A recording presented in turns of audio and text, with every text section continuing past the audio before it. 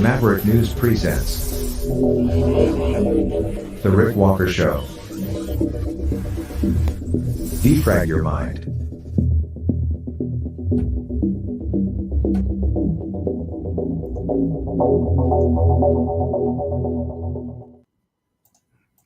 Good evening, everyone. I'm Rick Walker. Welcome back to the Maverick News Channel. Great to have everybody here. Welcome, Maverick family and new viewers. Much to share with you tonight. We're going to get into all of this controversy surrounding foreign interference in Canadian elections with a real focus on China. We will talk about that, and we're going to show you some, if you haven't seen this, some lists of donors to Justin Trudeau, to the Trudeau campaign from a previous election, which raises some interesting questions. So we'll get into that. We're also going to, what else can we show you tonight? A lot of stuff. We might touch on that Tucker Carlson investigation into the January 6th incident in Washington, where they have now been given access to thousands of hours of security footage, which is maybe going to give the public a whole new perspective on what happened on that day. We also might be going to video of Alberta Premier Danielle Smith, who was addressing the Alberta Enterprise Group. And we're also going to talk about this, Joe Biden, who has had cancerous lesions removed from his chest. That will be our lead story tonight. The reason being, anytime a sitting president has a serious health issue like cancer, I think it warrants lead story status. This is a guy who is followed around with the football. He has his finger on the button 24/7. He's in charge of what is supposed to be the world's most powerful military force. It is an empire. And this is what we know so far. So let me just, we'll bring up this report first. This is a mainstream media report from Fox, just breaking. Let's just see where they're at with this. There isn't a lot. Heard it at the top there of the White House briefing about the news there of President Joe Biden there, or as we heard from the White House put out the statement, President Joe Biden had cancerous tissue removed from his chest last month. That is from the White House. Let me just read a little from his personal doctor, Kevin O'Connor, saying on February 16th at Walter Reed National Military Medical Center, the president had a skin lesion removed from his chest as part of his comprehensive health assessment. This tissue was sent for traditional biopsy. As expected, the biopsy confirmed that the small lesion was basal cell carcinoma. All cancerous tissue was successfully removed, and they will continue to be looking at that area, saying that the site of the biopsy has healed nicely, and the president will continue more surveillance as part of his ongoing comprehensive healthcare plan there. I just wanted to bring that to your attention here, as always, on Live Now from Fox. So that's important. The health of the president, very important. Remember, every time when Trump was president, every time he turned around, they were trying to cast negative light on his health. Now with Biden, you may recall, well, I'll bring this up first. Let's take another look at so this is ABC. Lesion removed during Biden's physical was cancerous. We need a better, more affordable way. Just pull that down. And so this is a month ago, and we're only hearing about it now. I would say, and this is just my assessment, that the media is running interference on this to downplay it. So his doctor says, as expected, the biopsy confirmed that the small lesion was basal cell carcinoma, as you heard in that previous report. All cancerous tissue was successfully removed. No further treatment is required. Basal cell carcinoma lesions do not tend to spread or metastasize, as some more serious skin cancers, such as melanoma, is known to do.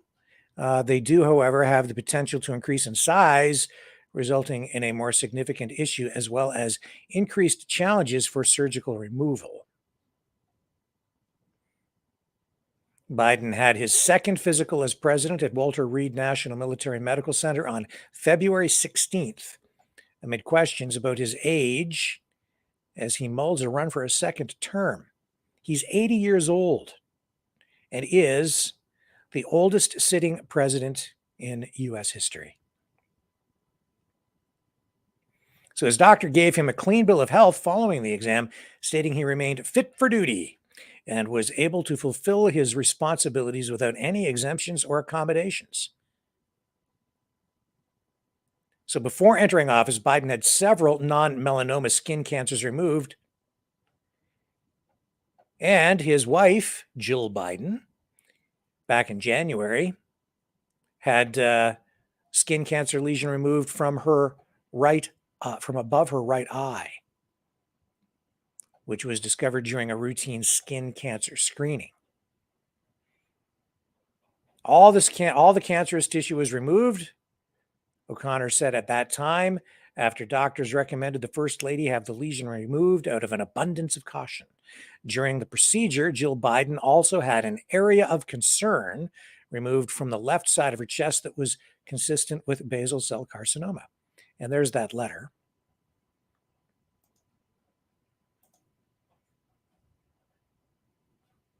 Right there.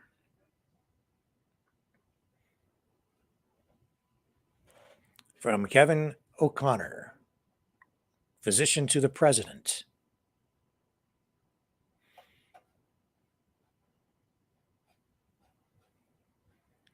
The site of the biopsy, it says here at the bottom, has healed nicely, and the president will continue dermatologic surveillance as part of his ongoing comprehensive health care.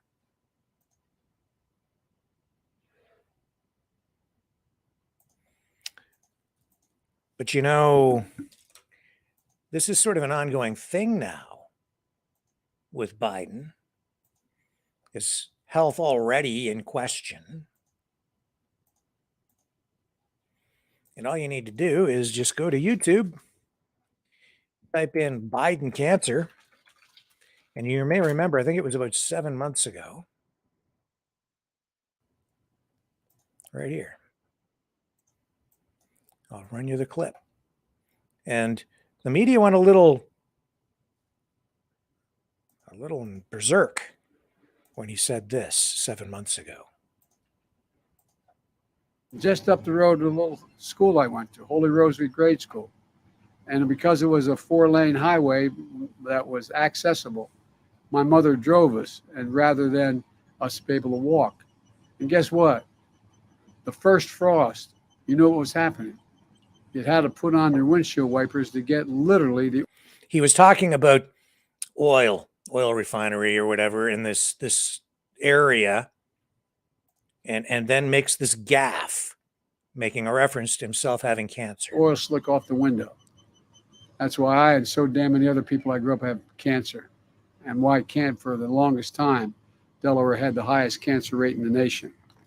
With American leadership back on climate. So that was 7 months ago. And at the time, the media seemed to lose its mind, at least for a day, concerned about him possibly having cancer. So they had to clarify and walk it back to say that he didn't have cancer, but he'd had issues with skin cancer before, made reference to it there. That was 7 months ago. Then they said he didn't have it. Now, back on the 26th, they removed cancerous lesions from his chest, and now they just issued this statement, but the media is not as focused on it as they were when he made the gaffe.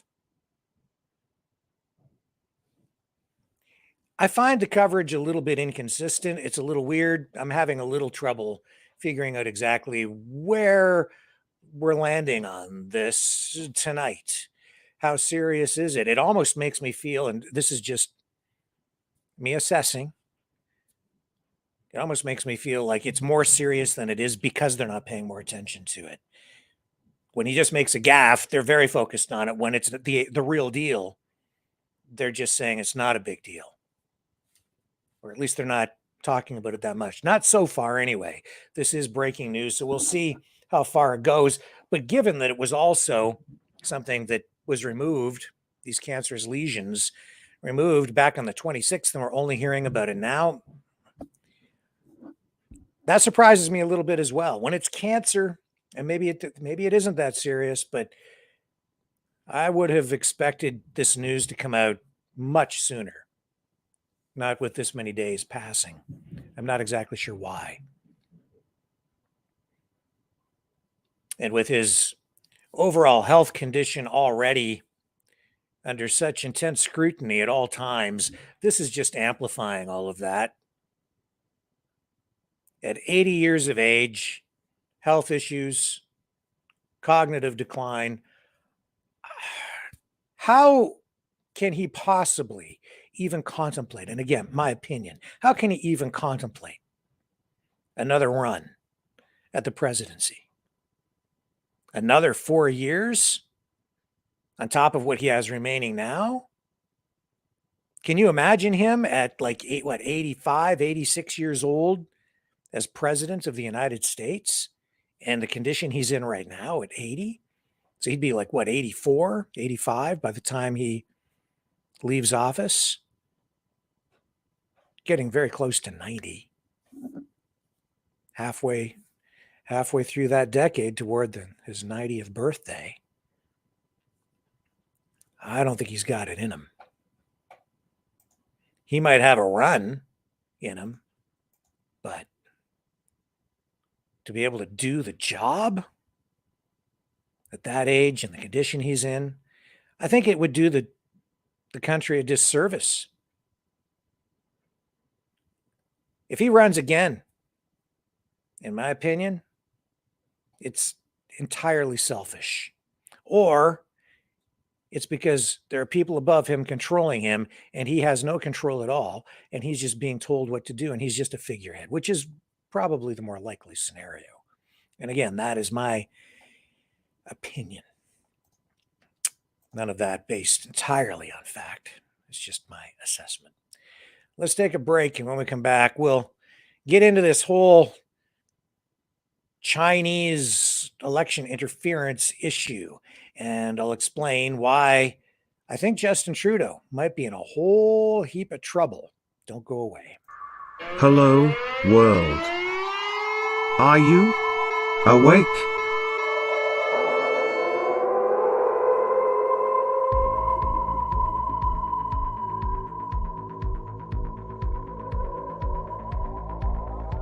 Uniting humankind by liberating millions of minds at a time. Maverick News. The world is watching.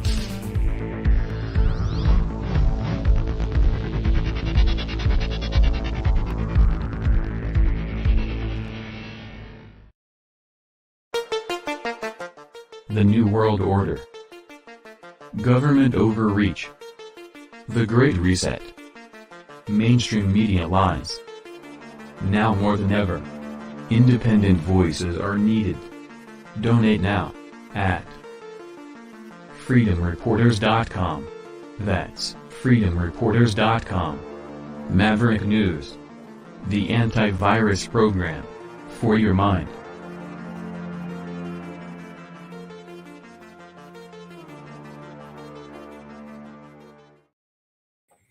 Okay, so the Chinese election interference issue in Canada is getting traction.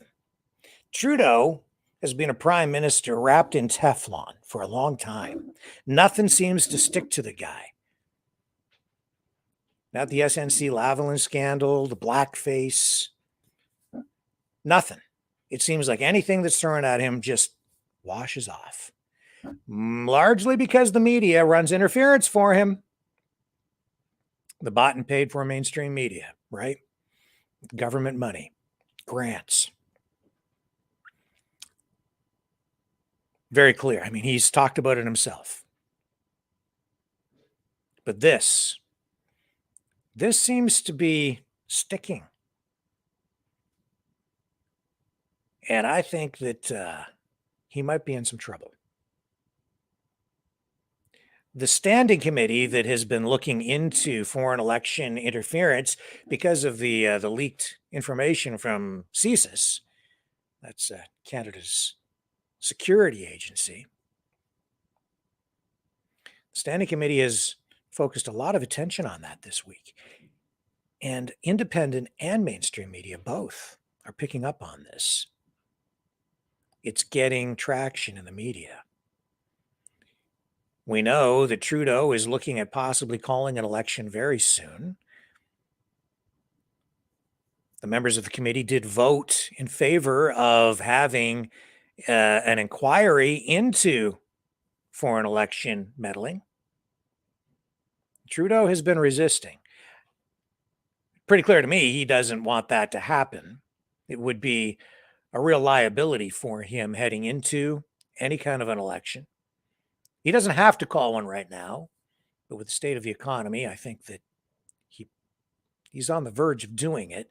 And we know from memos that we've seen from all the political parties where they're all getting ready, preparing for an election, possibly as early as sometime this spring or early summer, that is top of mind for the prime minister. The Liberal Party itself is preparing. So it could happen, but he won't want this hanging over his head. And today, what are we seeing? We're seeing this call for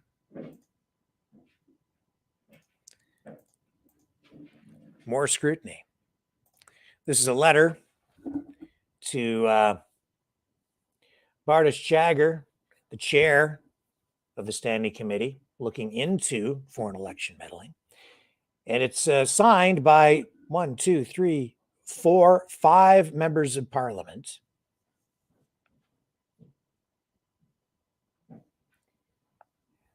John Nader, Michael Cooper, Luc Berthold, Blaine Calkins, and Marie-Hélène Gaudreau, the deputy. So this reads, with the committee's ongoing work on foreign election interference, it is vital to hear from key witnesses that can provide critical testimony and inform the public on foreign election interference in the most recent federal elections. This, of course, includes the Prime Minister's Chief of Staff, Katie Telford, and other key witnesses. Pursuant to Standing Order 106.4, subsection 4, the undersigned members are calling for a meeting to be held at the earliest opportunity to pass a motion calling for the Prime Minister's Chief of Staff and other key witnesses to appear before the committee. They're not letting go. We had a couple of days of very active and engaging testimony with very revealing information from intelligence officials and government officials. And it's not looking good for the Prime Minister with the way the money's changing hands. With the campaign donations to some candidates. And it's throwing the integrity of our electoral system into question, and whether the outcome of certain of elections in certain ridings in the last federal election, whether those had integrity. And now we're seeing increased scrutiny on the actual donor lists for the Prime Minister himself. I will show you what I mean. So we have these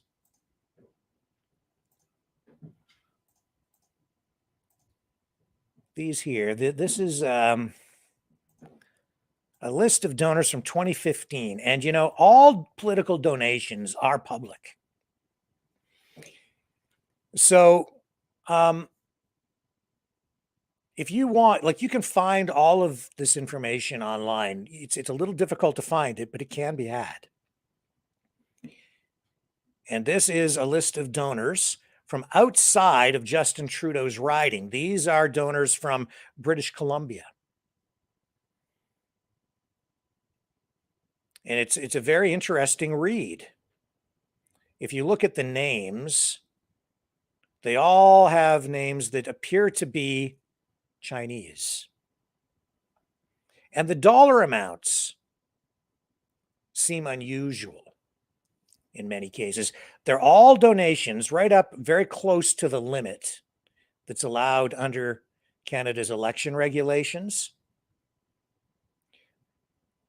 And the dollar amounts seem very, well, unusual. Normally when someone donates, makes a political donation, you'll see, you know, $100 or $200 or even $1,000, sort of even. But when you look at these amounts, it's like $1,387.50. And this amount will appear multiple times in a day. So there's $1,387.50 on this one page. 1, 2, 3, 4, 5, 6, 7, 8.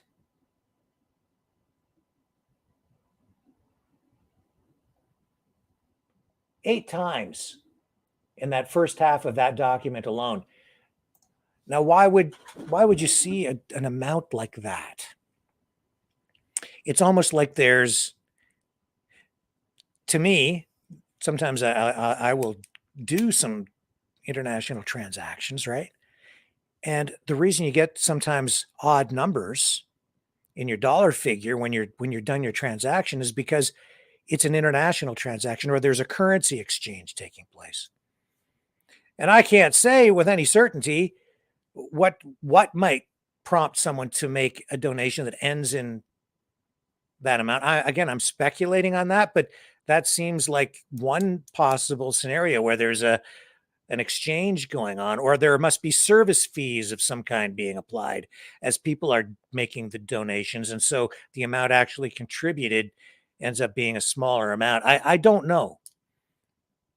But I have seen other statements myself, having been privy to financial statements for other political campaigns from other parties in the past. And I don't normally see dollar amounts like that. It just seems a little unusual. And these are all from Vancouver, West Vancouver. All the names appear to be Chinese. Next page. These are from Papineau. And again, just go down the list of names.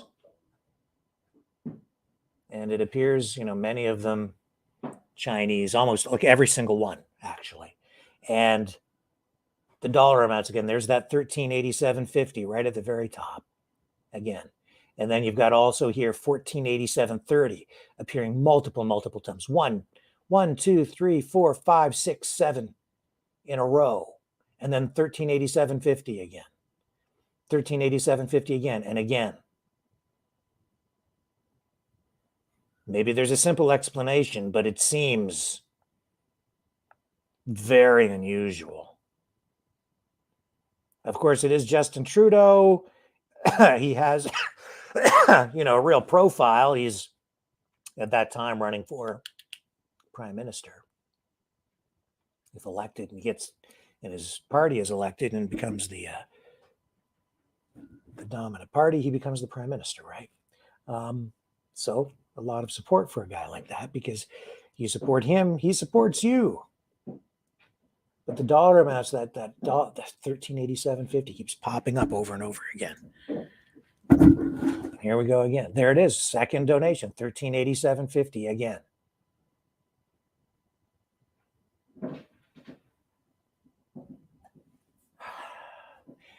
You just look at that, and now I can't zoom in close using this system to give you a closer look at the names and the totals here. But what I will do is, after this broadcast, I will post these documents on our website at mavericknews.ca so that you can see them there. I'll have those up later tonight, and they will certainly be up by tomorrow. So you can go there and scrutinize for yourself the donor list. Keeping in mind that these are from 2015. Other documents we may be able to get access to from more recent elections. But this is Justin Trudeau's part of Justin Trudeau's donor list. Again, all this information public. So when you're donating to a political party, keep in mind that this information can be distributed to the public.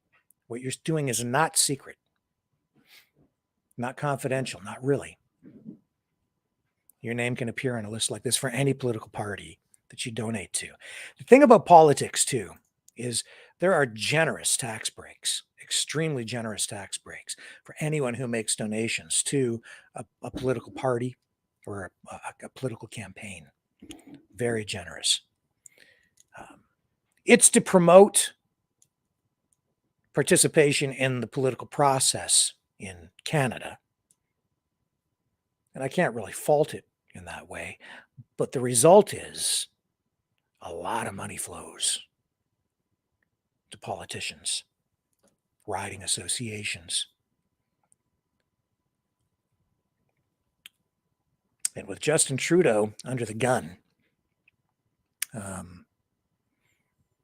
now I think people are going to be looking even more closely at not just the overall issues surrounding foreign influence in our electoral process, but on what was going on with him himself. This has traction. This could be his undoing if anything is found there. The Teflon might just be wearing off. This was Justin Trudeau today. I think he's out in BC again, addressing this very issue, foreign election interference in the Canadian system.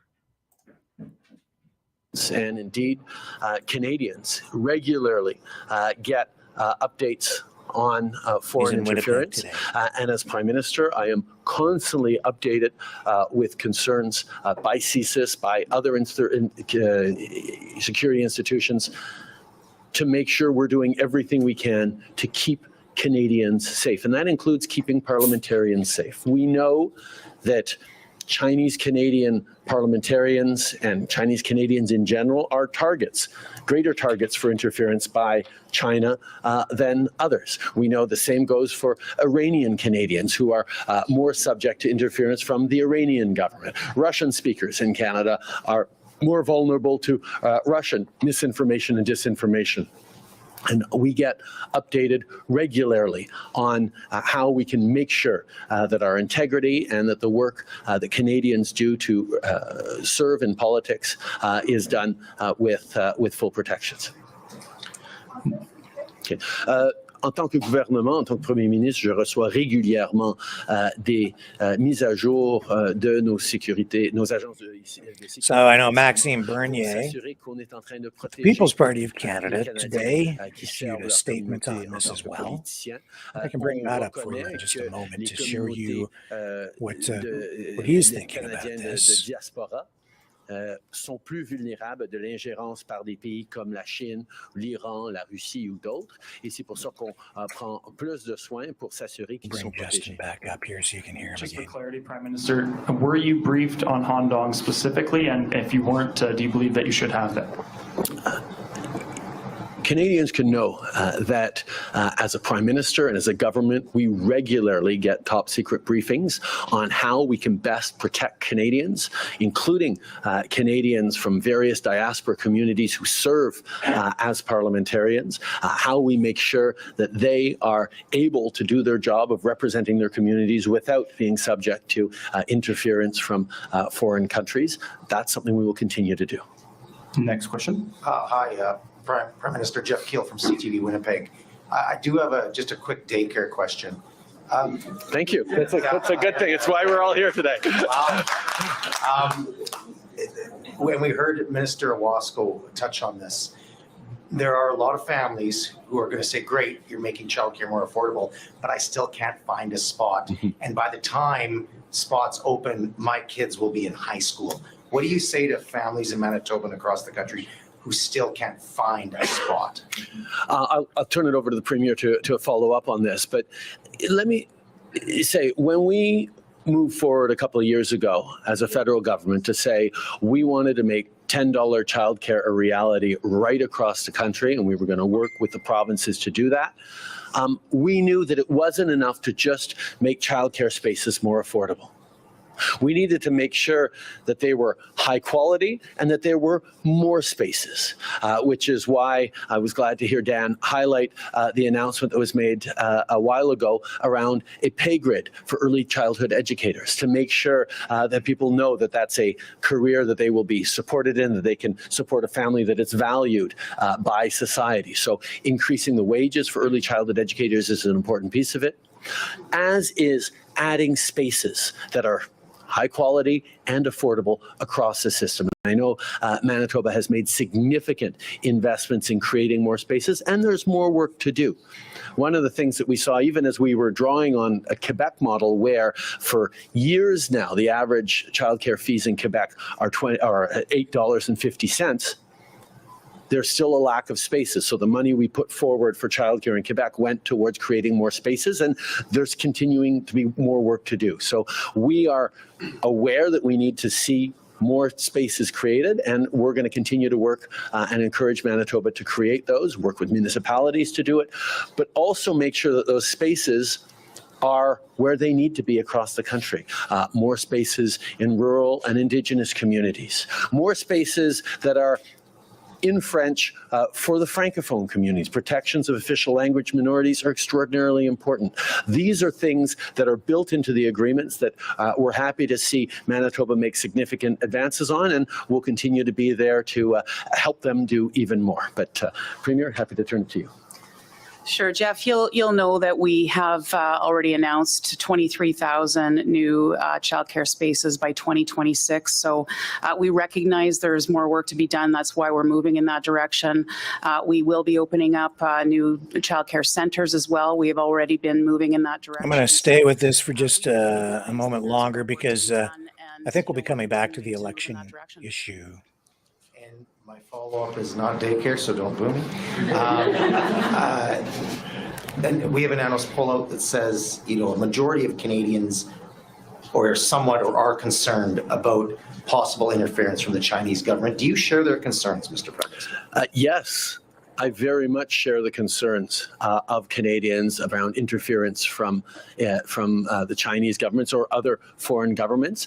And I have shared those concerns all the way back to 2015, when we got elected and realized that even as we were seeing increased election interference around the world, in places like France or the United States or elsewhere, democracies subject to foreign interference, we knew that we had to create mechanisms to respond to that, because Canada had very few, if any, mechanisms to counter interference in our democracies when we took office. That's why we created, and I'm not going to go through the list again, so many different mechanisms designed to do it. We actually even led at the G7 when we hosted in Charlevoix in 2018 the creation of a rapid response mechanism shared by the G7 on foreign interference in our democracies. So not only do I share the preoccupations of Canadians, we have taken action, significant actions over the past 8 years to increase our ability to do that. But it is an ongoing challenge, not just in politics, in business, in academia and research. And that is why we continue to strengthen our capacity to respond to that, because Canadians need to know that our institutions hold, and Canadians need to be reassured that they will continue to hold into the future. Okay. Oui, je partage les préoccupations des Canadiens par rapport à l'ingérence chinoise et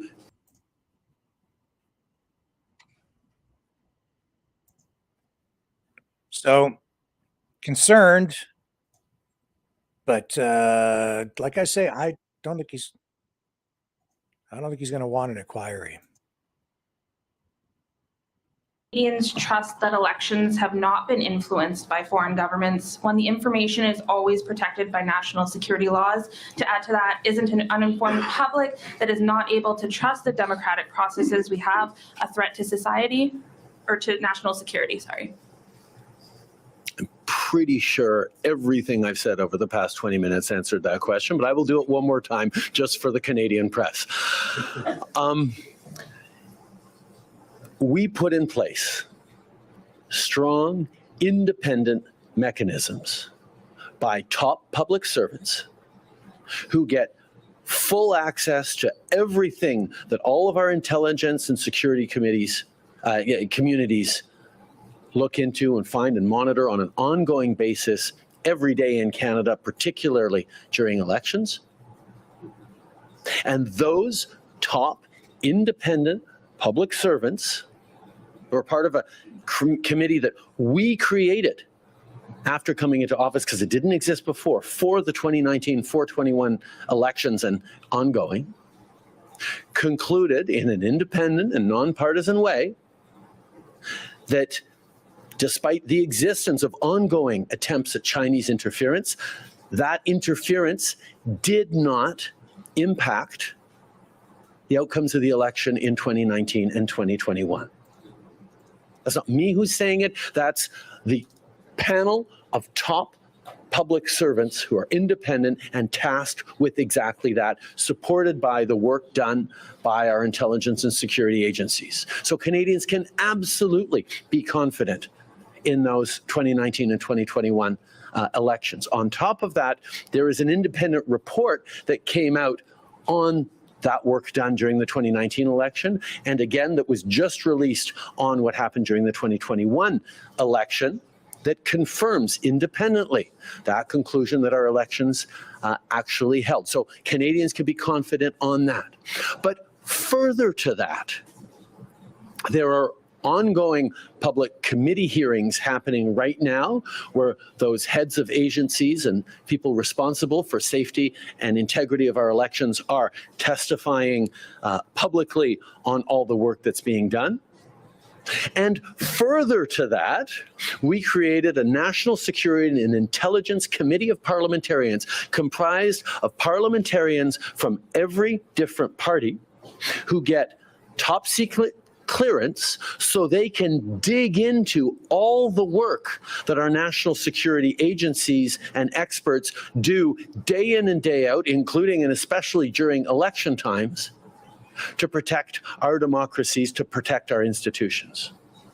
So Canadians have a lot of different reasons to be confident that indeed the integrity of our elections in 2019 and 2021 held, and that on an ongoing basis, the government will continue to strengthen our capacity to counter those attempts at foreign interference that come from China, from Russia, from Iran, from other countries that are looking to destabilize and throw chaos into our democracies.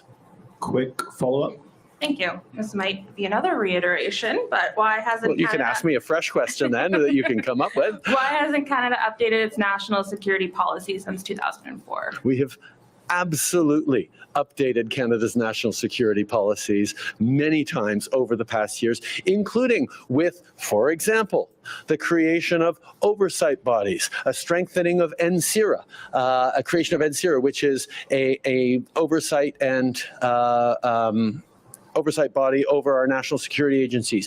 The NSICOP, the National Security and Intelligence Committee of Parliamentarians, that is tasked to do exactly that, that we created over the objections of the Conservative Party that didn't think empowering politicians to have top secret clearances to look into these issues was needed or necessary.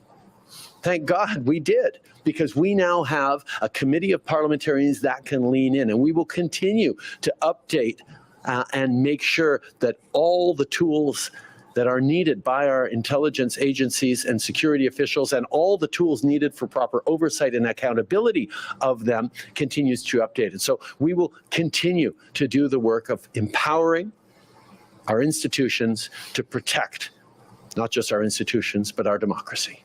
Ceci conclut notre conférence de presse. This is the end of our press conference. There you go, Justin Trudeau. He's on the hot seat, man. This, I think, is just the beginning of something. We'll see how long it lasts. There will be more on this next week. You can be sure of it. The Conservatives are not going to let go of this. They're going to want an inquiry.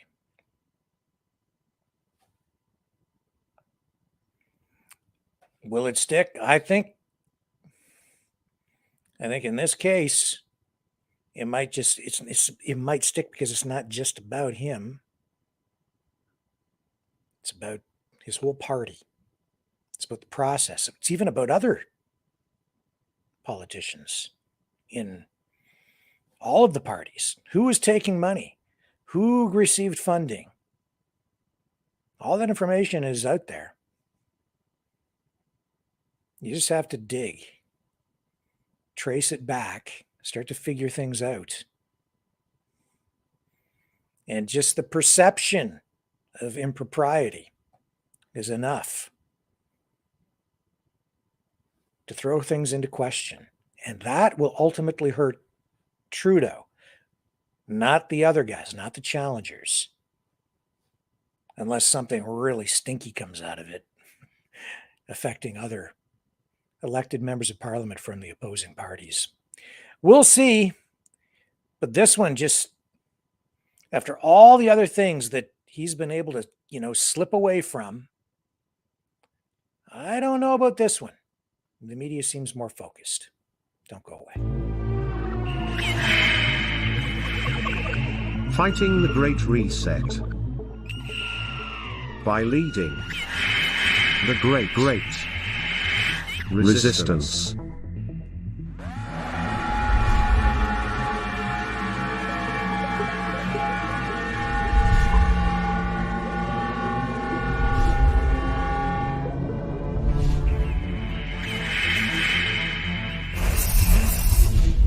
Maverick News. The antivirus programs for your mind.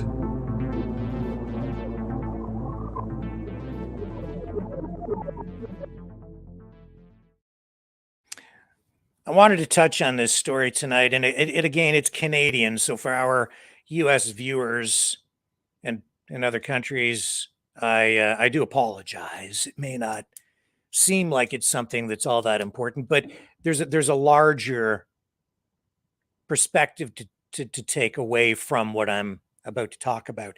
This is a story about layoffs at Global News, one of the national television networks in Canada. Global News did just lay off some journalists there. As you know, I worked in mainstream media at CTV for over 25 years, and I know what this process is about. This is an ongoing thing. Like it happens all the time, where the networks say they're impoverished and then lay off staff but they always seem to survive. And today, with all the government money flowing into these organizations, in this case, Chorus, the Chorus Broadcast Group, with all that government money, like they're not going out of business. But I wanted to touch on this because it's not something that in itself, I think, is a major story, but the reaction to it, I've noticed, is polarized, extremely polarized. It's a reflection of where we're at politically in Canada and in the United States and around the world.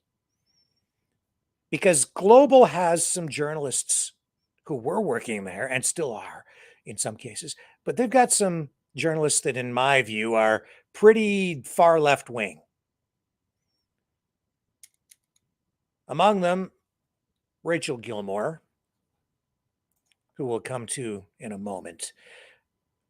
So the union that represents these broadcast employees is Unifor.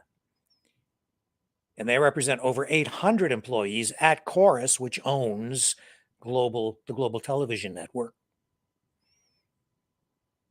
And they released a statement saying it is becoming impossibly difficult for media workers to face the news of restructuring and layoffs on a regular basis, said Alana Payne, Unifor National President. Journalists are the backbone of our democracy.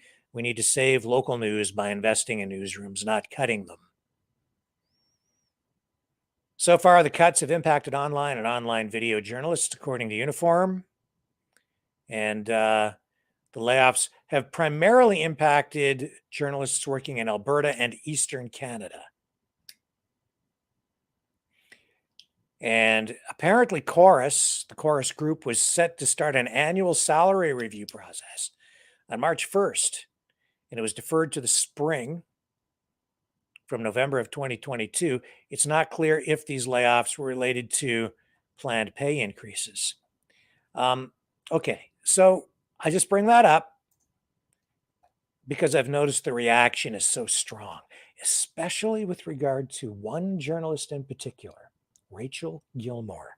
She's a young reporter, and she has been a pit bull. Honestly, I respect her because she's so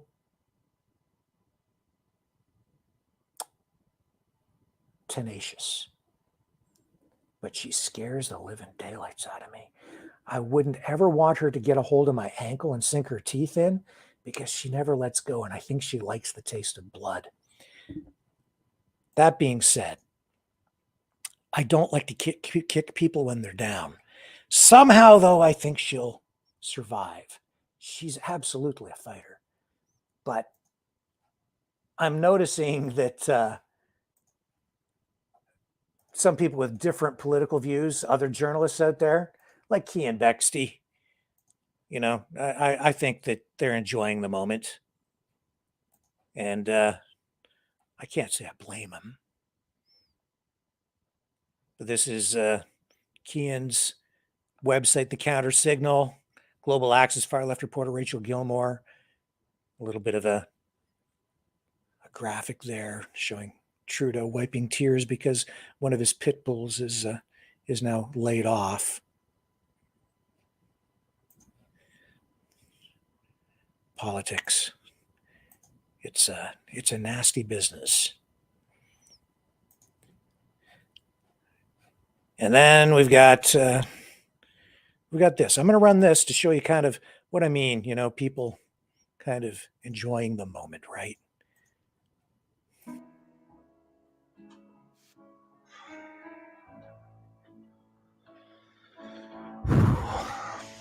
It's going to be a hard video.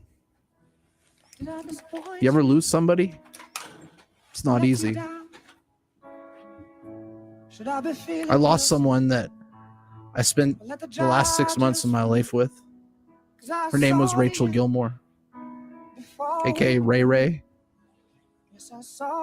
I miss her so much that I made my studio orange dedicated to her favorite drink.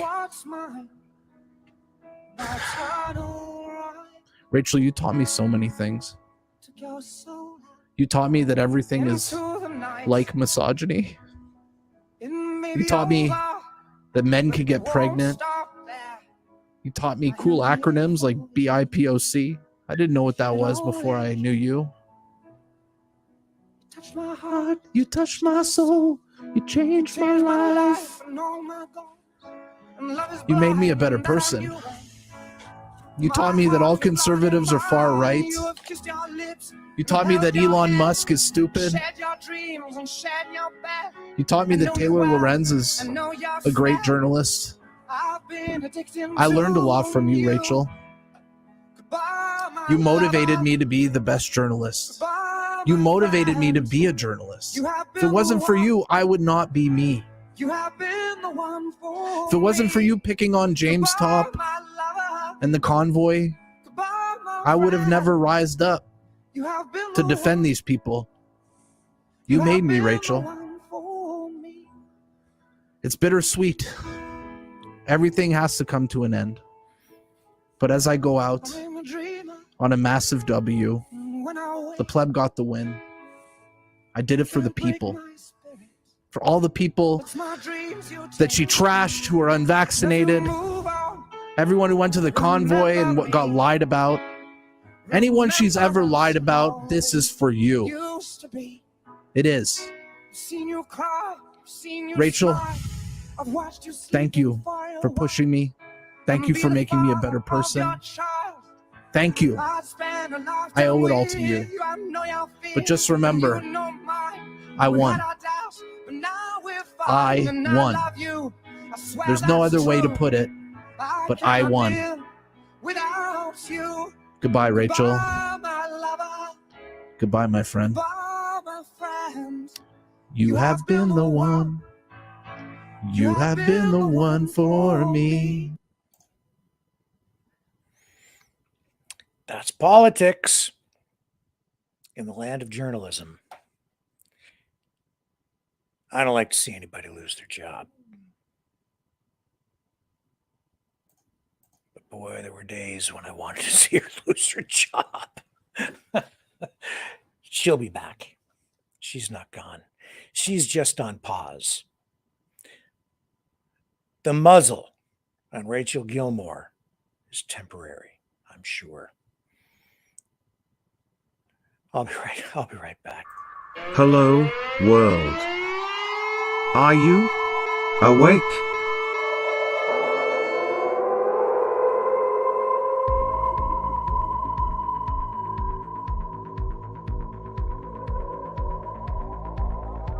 Uniting humankind by liberating millions of minds at a time.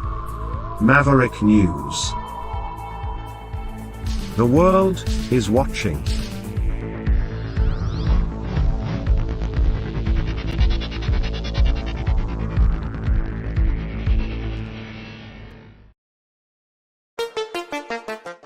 The New World Order. Government overreach. The Great Reset. Mainstream media lies. Now more than ever, independent voices are needed. Donate now at freedomreporters.com. That's freedomreporters.com. Maverick News. The antivirus program for your mind.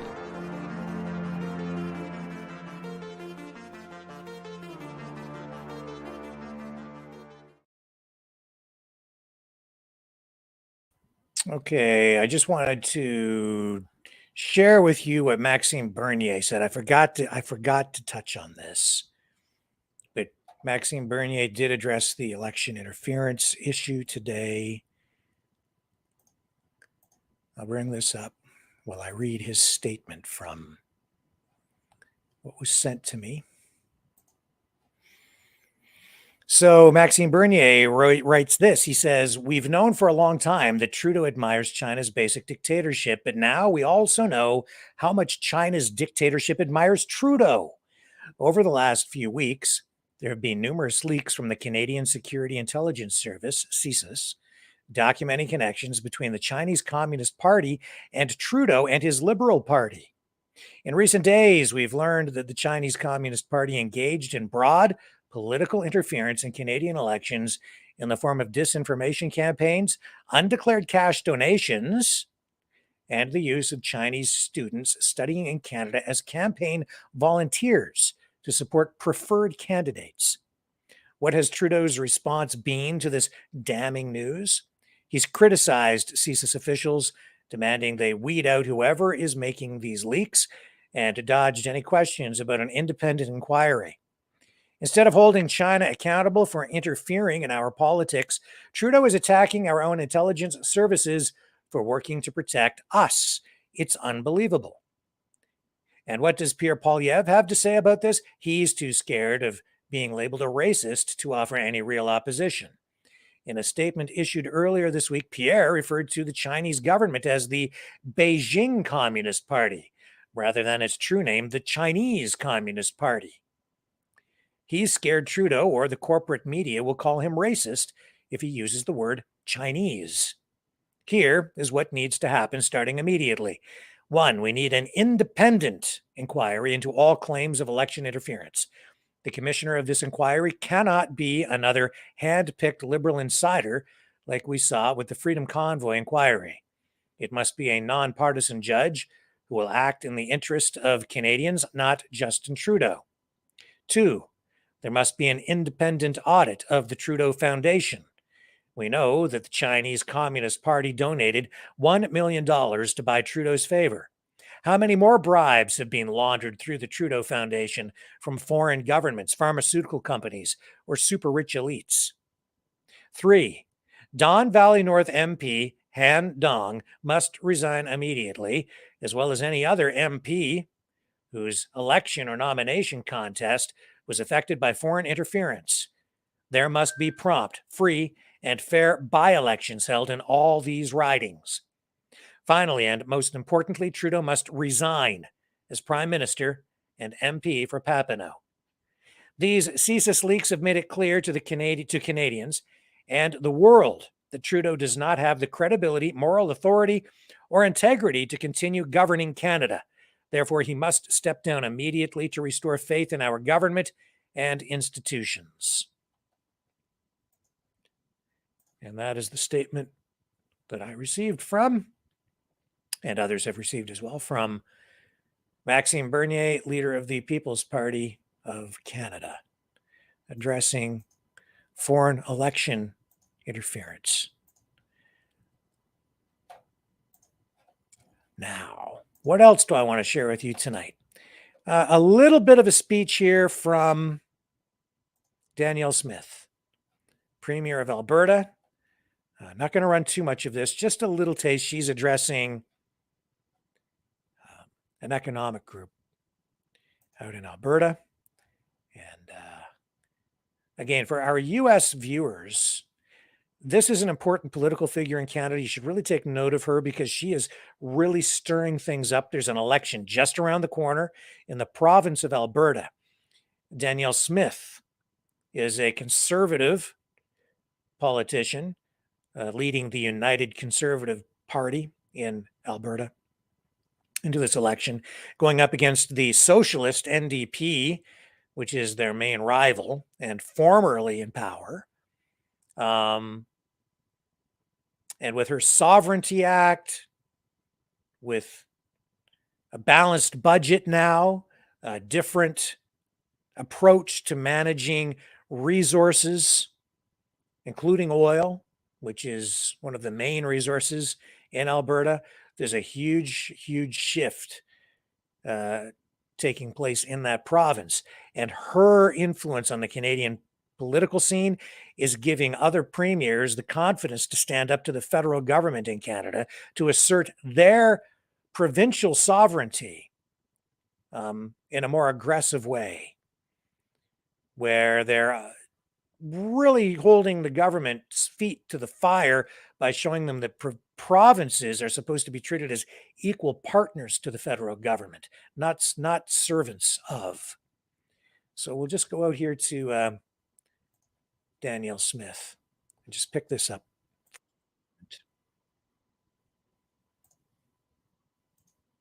speaking to the Alberta Enterprise Group.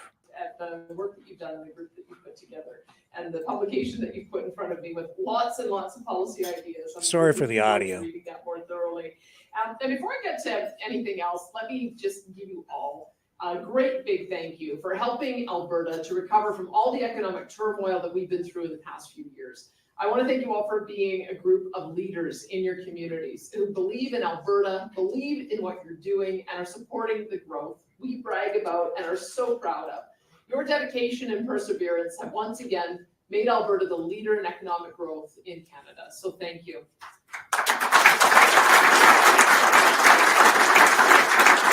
I have to say, as a former president of Alberta Enterprise Group, this feels very much like coming home. For those of you who are not members, this is the economic diversity in action right here in this room.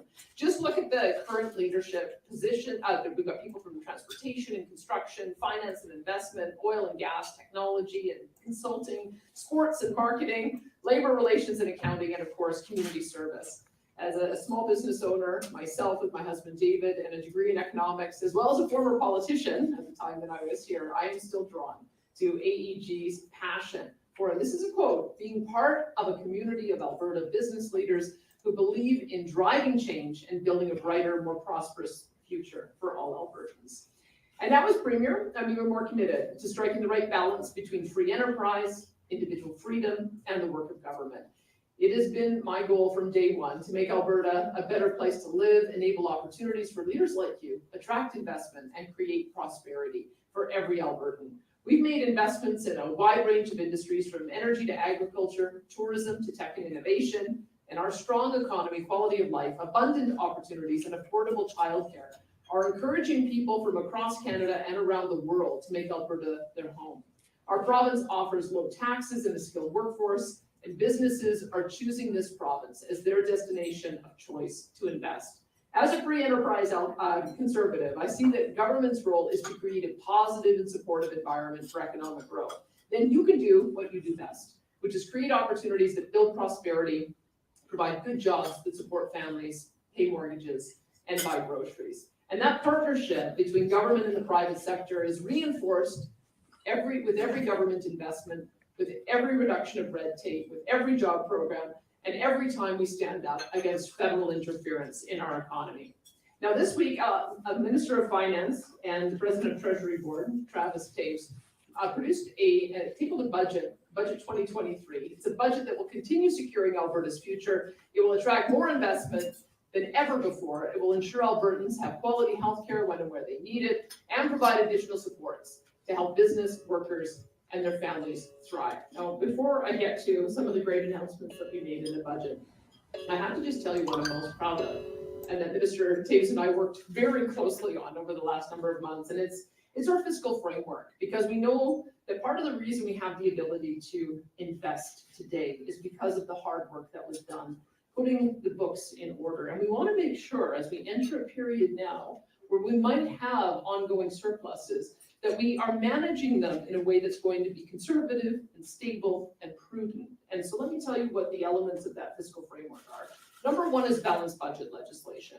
So if we ever find a massive reduction in our revenues at any point in the future, that would be the only reason we would be able to run a deficit, but we'd have to get back into balanced budget within 2 years. We're putting that in legislation. We are also giving direction that any increase in operational spending has to be below the prior year's inflation plus population growth.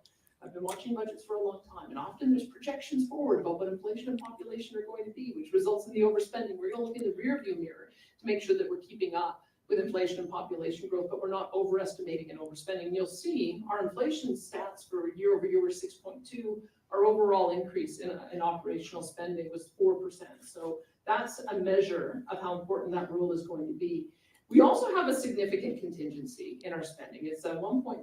So I'm going to dump out of that because the audio just is not good. So I do apologize for that, but I don't think we can hang in there too long on Danielle Smith. And a lot of what she's saying is actually a repeat of what we reported earlier in the week as they tabled their budget, a balanced budget in Alberta, a province that is oil rich. keep your eyes on her because she is setting political trends in Canada. And more than that, I think even beyond Canadian borders. She's definitely shaking things up.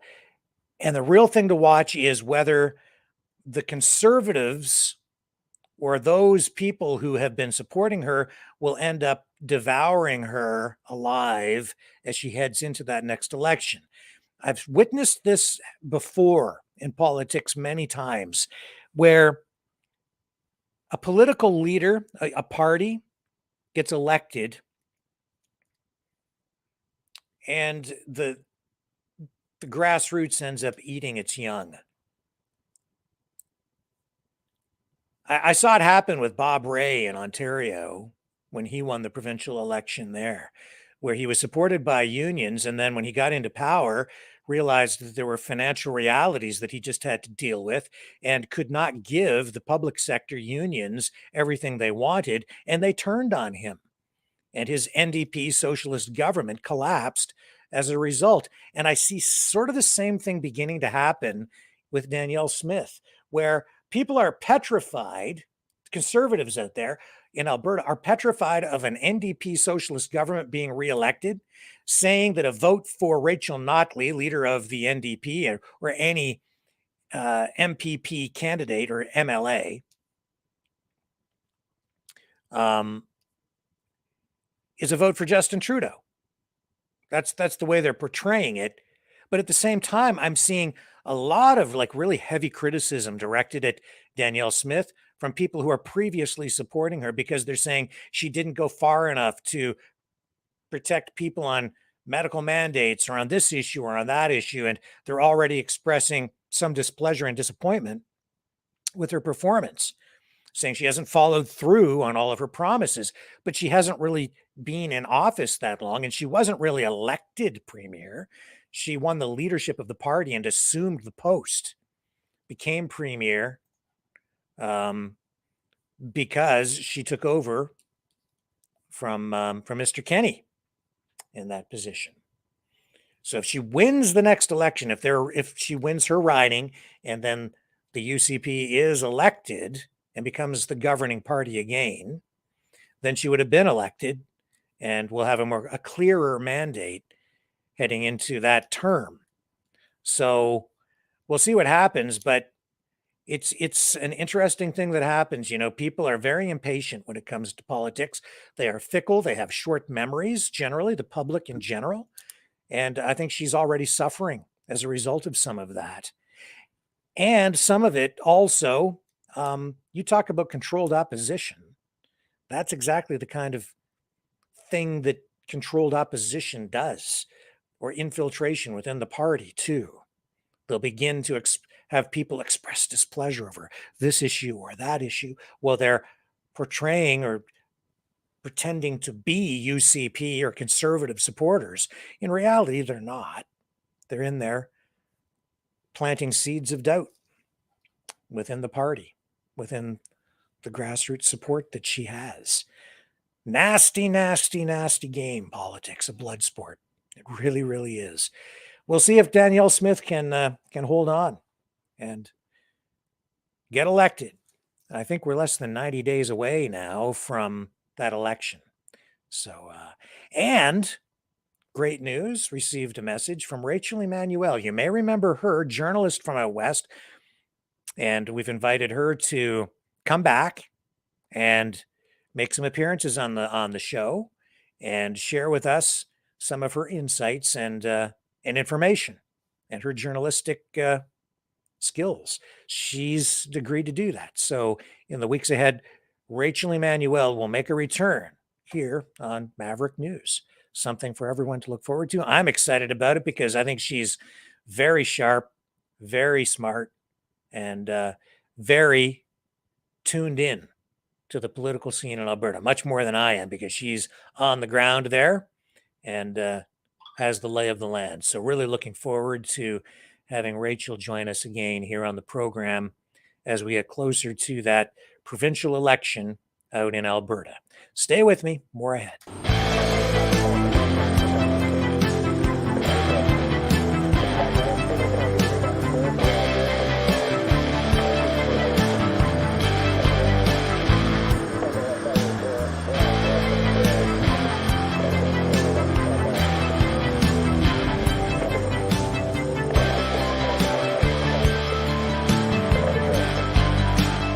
Maverick News. Fighting for freedom. The New World Order. Government overreach. The Great Reset. Mainstream media lies. Now more than ever, independent voices are needed. Donate now at freedomreporters.com. That's freedomreporters.com. Maverick News. The antivirus program for your mind.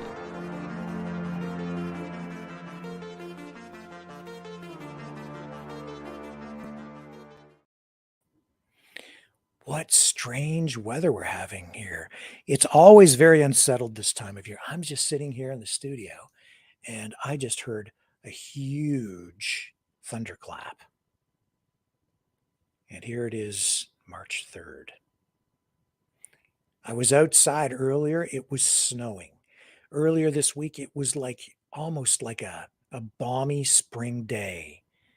A few days ago, was it earlier this week? We had the ice storm. Second one in about a week. It's just that very unsettled time of year where spring is right around the corner and you never know what you're going to get. So it's snowing and we have thunder at the same time. It was kind of raining earlier, then it turned to snow. Now we have thunder. Very, very strange this time of year. But I don't mind it because it always tells me spring is upon us. Not going to be long now. Not here, anyway. We're pretty far south in Canada. We're not far from Detroit, so not too much more of old man winter to contend with. What I want to talk about now, and I'm not really going to do much talking, I'm going to let this gentleman do the talking. Ellis Ross.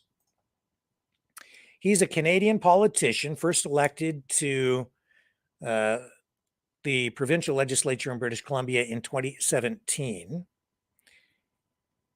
And he's very focused on First Nations issues. And he's a very smart guy, understands the law. Prior to his election to the legislature, he was chief counselor for the Haisla Nation. In 2006, he signed a $50 million agreement with Kitimat LNG to build a liquid natural gas plant on one of the Haisla Nation reserves. He also did survey work for the Department of Fisheries and Oceans, then went into business with his brother doing hand logging and salvage log beach combing.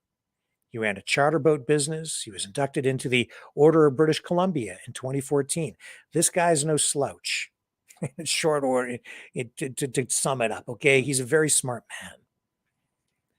And the reason I want to run a clip from him tonight is because, as you know, over the past month, I kept referring to UNDRIP, the United Nations Declaration of Rights for Indigenous Peoples. And it's complicated, but Mr. Ross does a very good job of explaining UNDRIP from his perspective. And I think that this short video, will help you understand what I have been trying to explain to people. And you may or may not share all of his views or his opinions on what he is about to present, but it will give you the explanation of how UNDRIP works, how it's being integrated into the Canadian political and legal systems, and why it's a real thing. One of the main reasons I want to run this tonight is because I had a conversation with someone just 2 days ago who, after watching a lot of what I presented, still didn't have a handle on what it was that I was talking about because it was intermixed with other issues related to stuff going on out west at the time, as you know, or as you may know. But this document from the United Nations, I think, is going to reshape, or has the potential to reshape, the Canadian political landscape, redefine actual boundaries geographically as it hands sovereignty back over to First Nations peoples through additional federal legislation in Canada that actually gives UNDRIP teeth. The bottom line is everything politically in Canada, everything in terms of land ownership is on the verge of potentially changing in this country. UNDRIP, some people like it. I'm opposed to it. I don't like the way that it handles things right now. I don't like the way some people are trying to latch onto it. I'm going to let Mr. Ross explain this, because I actually had someone say that they didn't even think this was a legitimate news story. They questioned whether this was even real, almost saying that it was like a conspiracy theory. But it is very real. And here's a prominent member of the Legislative Assembly from British Columbia explaining it. It is very, very, very real. Hi guys, let's try this again. I tried to do a video on why I didn't support UNDRIP as Chief Counselor of the Haida Nation Council, and didn't really support it as an MLA either, but ended up encouraging my party to support it, mainly for political reasons, because I didn't want the NDP to characterize the BC Liberals as racist for not supporting UNDRIP, when really the BC Liberals, it's one of the reasons why I joined the BC Liberals in the first place, was because they had done so much with First Nations from 2004 to 2017.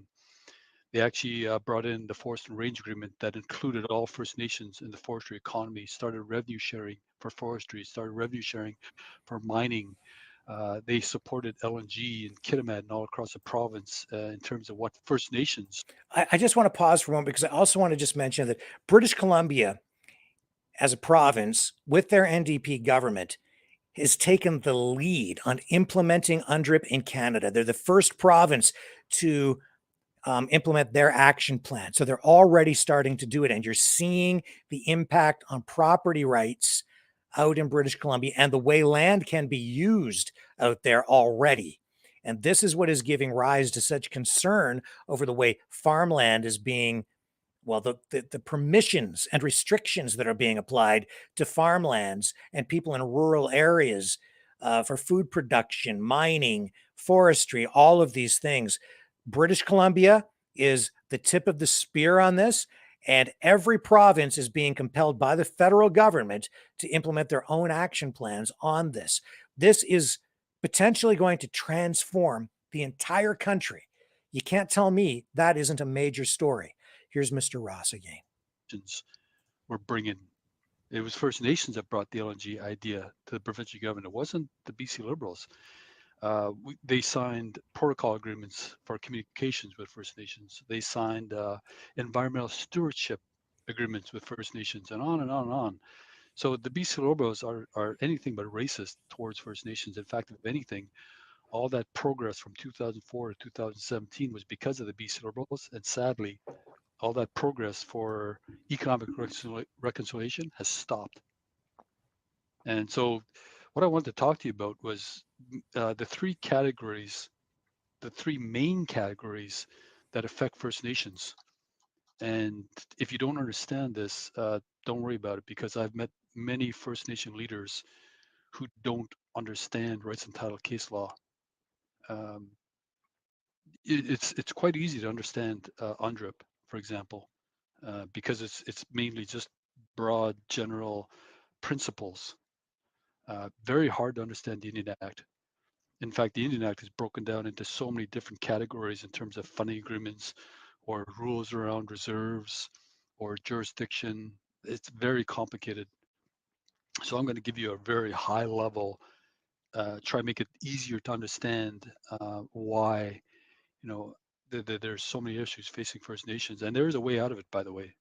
There is a way out of it. If you take the realistic, proactive role as a First Nations leader, there is a way out of all this confusion. So anyway, hopefully you can see this.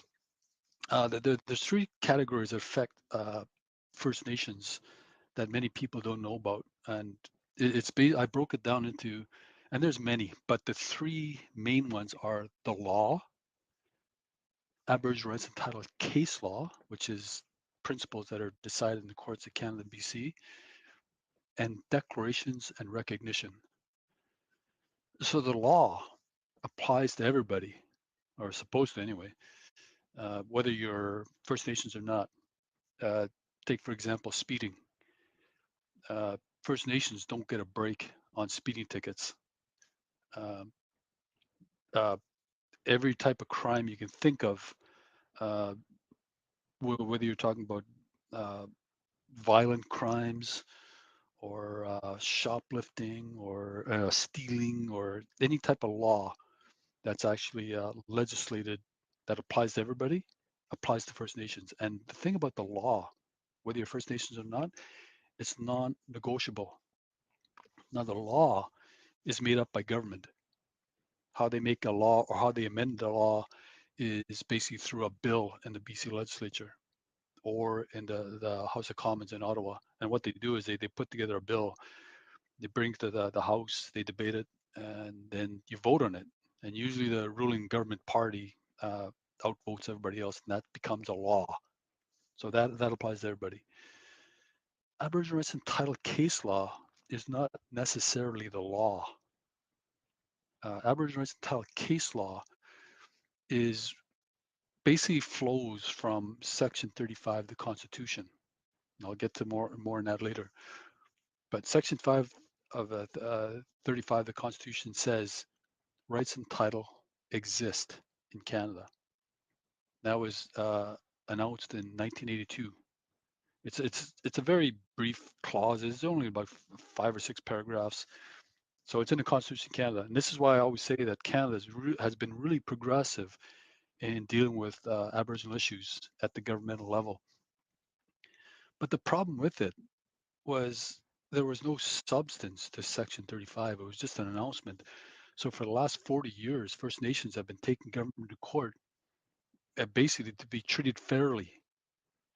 And so First Nations, there's been 100 court cases. First Nations won court cases. They lost court cases. But every decision that came out of these monumental court cases turned into a principle that government has to follow. It's a principle that came from case law that government has to follow. So we're talking about the Haida court case in 2004, for example, the Mikisew Cree court case, the Gladstone court case. And some of these court cases relate to rights, which is the right to hunt, fish, or gather, or even some cases to sell. Give you an example, the right to sell herring eggs was won by the Bella Bella First Nation, and it's called Gladstone. And what they proved was prior to contact, they would take herring eggs and they would sell it. And it was there before contact. And all they did was actually translate that right in today's context. So what had happened was a person from Wet'lisla was basically caught selling herring eggs downtown Vancouver. He got charged. Well, they took it to court, and the court said, yeah, that right was there before contact. It transferred into the 20th century. Therefore, they still have that right. Now, this just applies to the Bella Bella band, the Wet'lisla band. It's just them. It's so if you want this right, you got to go to court and you got to prove that right on your own. That came from a principled decision. It wasn't. It's not the law. It doesn't apply to everybody, and that's the difference. And really, what case law talks about is the honor of the crown, meaning when First Nations bring this issue in terms of rights and title, the government has to act honorably in addressing the rights and title as laid out in these court cases that have been carried out for 40 years. And how they do that is basically consultation and accommodation of that right.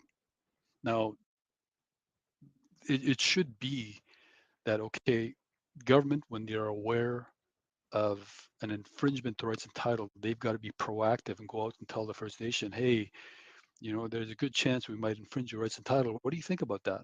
And they actually send this out in a notice to the First Nation, and it's called a referral.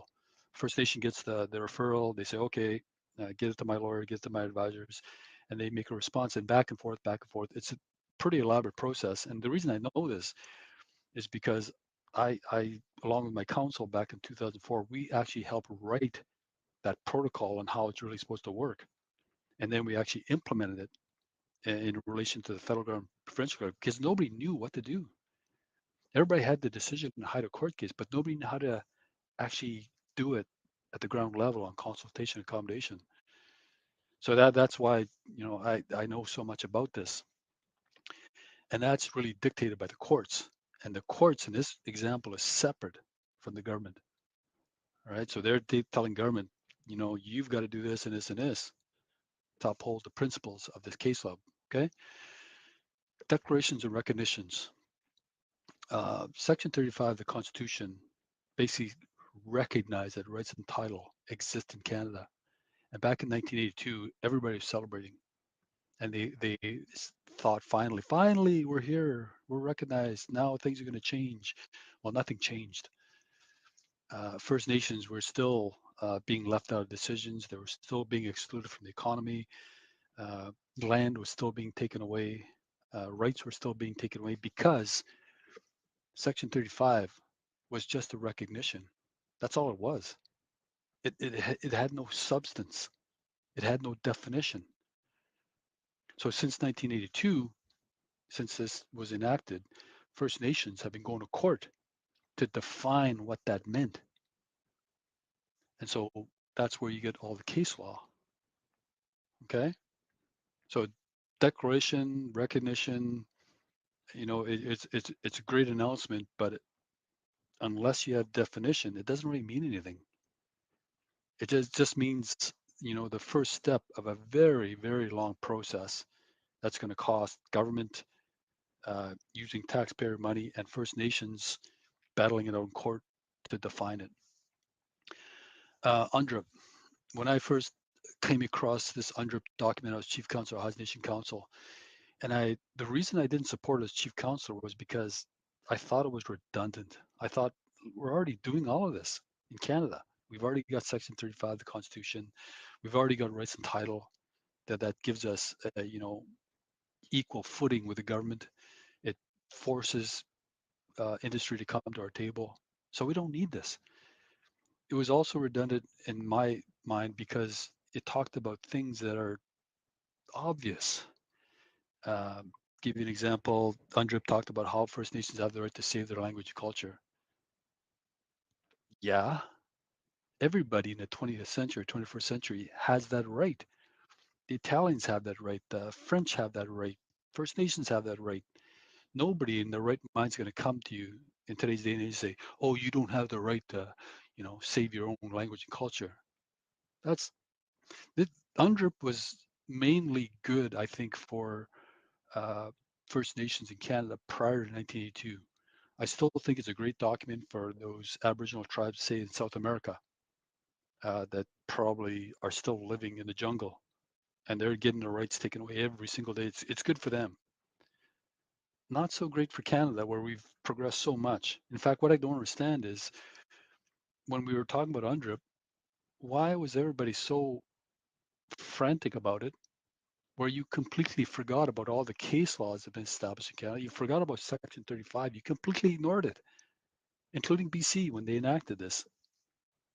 It just, if it brought so much success, Section 35 case law, if it brought so much success from 2004 to 2017 BC, why did we walk away from it? It was so defined. It was a roadmap, not just for First Nations, but for all British Columbians. It made BC stronger. It ensured that forestry kept going. It ensured LNG came to town. It ensured mining came to town. It uplifted a generation of First Nations people and non-First Nations people. It uplifted them. It gave them a future. It gave them a job. Why did we throw that all away? And the only thing I can think of is it was done for politics. It was done for ideology. And so UNDRIP, as a declaration that didn't even come from Canada, by the way, it came from the United Nations, who has a head office in New York. No definition is broad. Something to consider.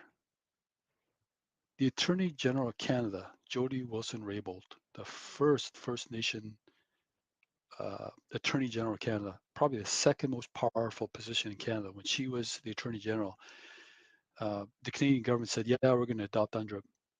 After all this confusion and fighting over whether or not Canada would adopt it. Well, Canada adopts it, or they're going to adopt it. The Attorney General of Canada, Jody Wilson, said UNDRIP is unworkable in context of Canadian law. She said that. And I know Jody Wilson. She's very well steeped in Aboriginal rights and title. She's well steeped in the history of contact with First Nations. So for her to say that was courageous, because she realized as the Attorney General, she had to look out for all Canadians.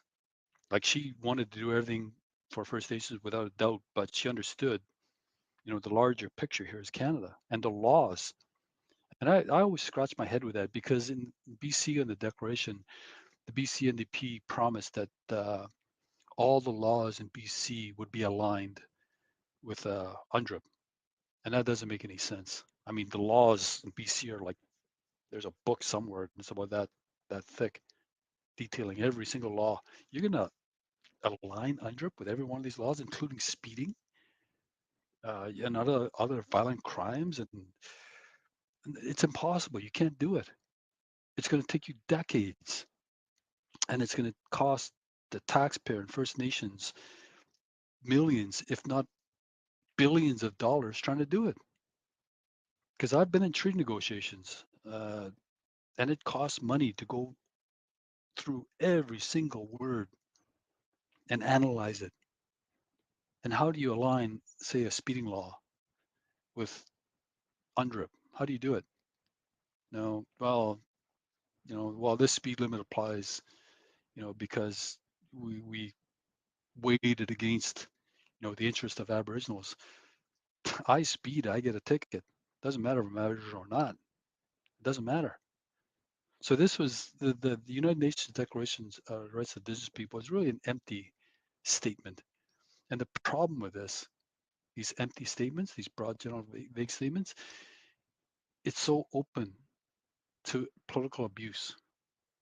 It's so open because if you give a document like it that's broad and general, it's open to interpretation if there's no definition. So anybody can use this for their own purposes. It's got really nothing to do with Aboriginals at the end of the day. So somebody can pick and choose a certain statement and they can use it for their own purposes.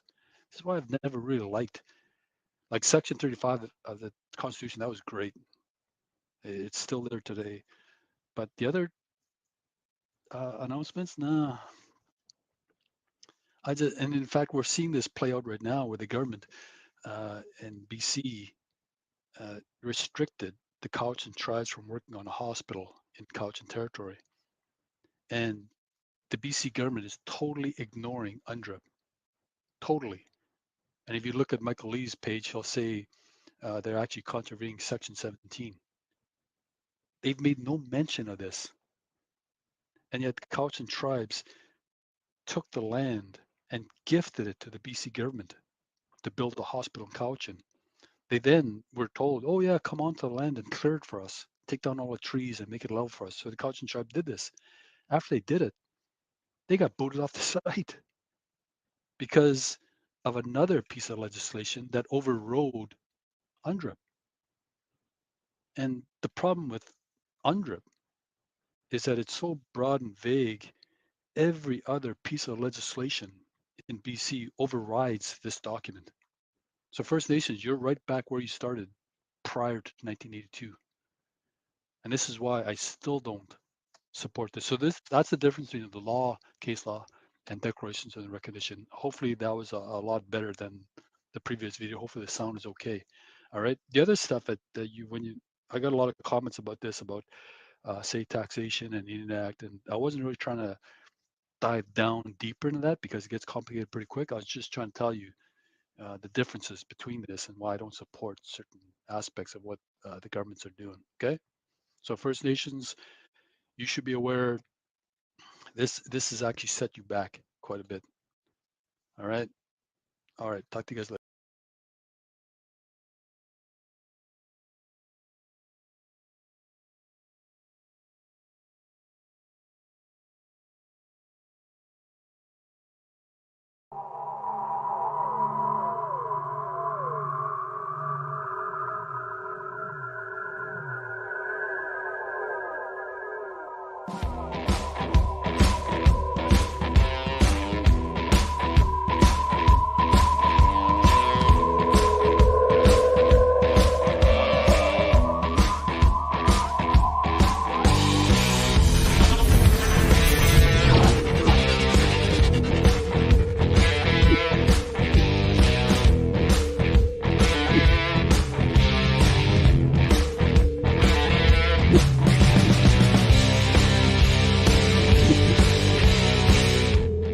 Maverick News.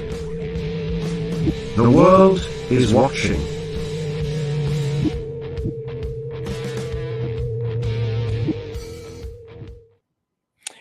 And here's evidence that the public is beginning to pay a little more attention.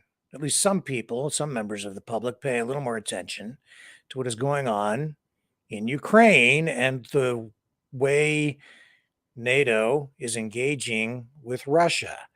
This is someone aggressively questioning journalist Ann Applebaum, who is very pro-Western, kind of anti-Russian. Just have a couple of questions.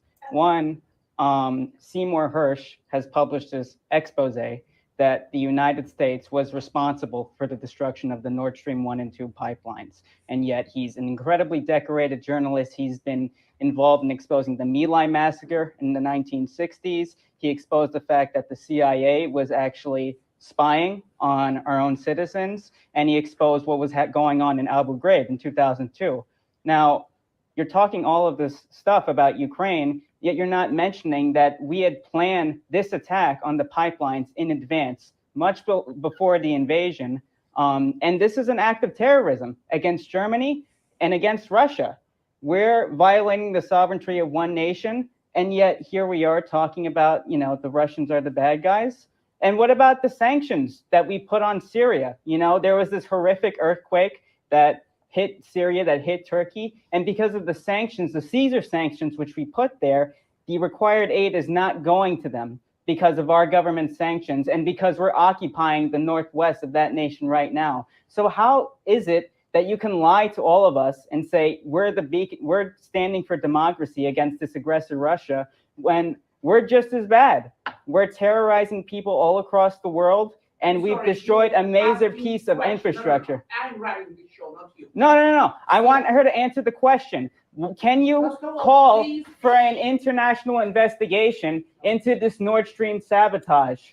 Can you acknowledge the fact that we've been terrorizing nations across the world and we do not stand for democracy anymore? I want her to answer that. You want No. Applebaum? I want an answer from Ms. Applebaum. And also, I would like you to wait, one more thing. No. Can you talk about why your husband, Mr. Sikorsky, why he put on Twitter, "Thank you, USA," after we bombed the Nord Stream pipelines? Why did your husband say that? It was a joke. It was a joke? Why did he delete it right after then? Okay. Yeah, okay.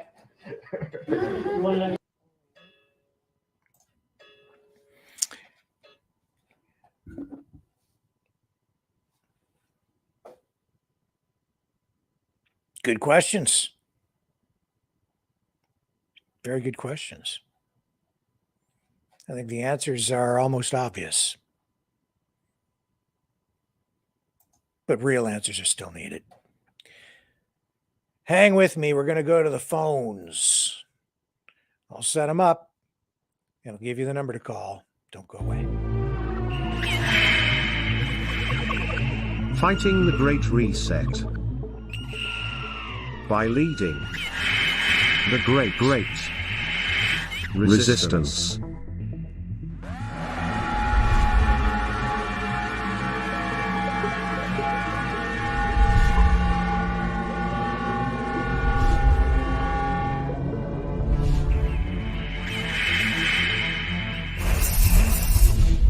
Maverick News. The antivirus programs for your mind.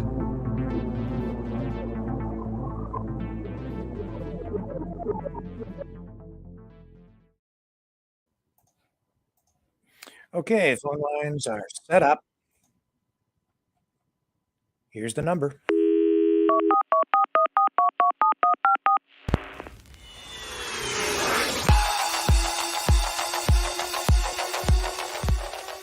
Join the conversation. Call 1-833-975-3733. That's 1-833-975.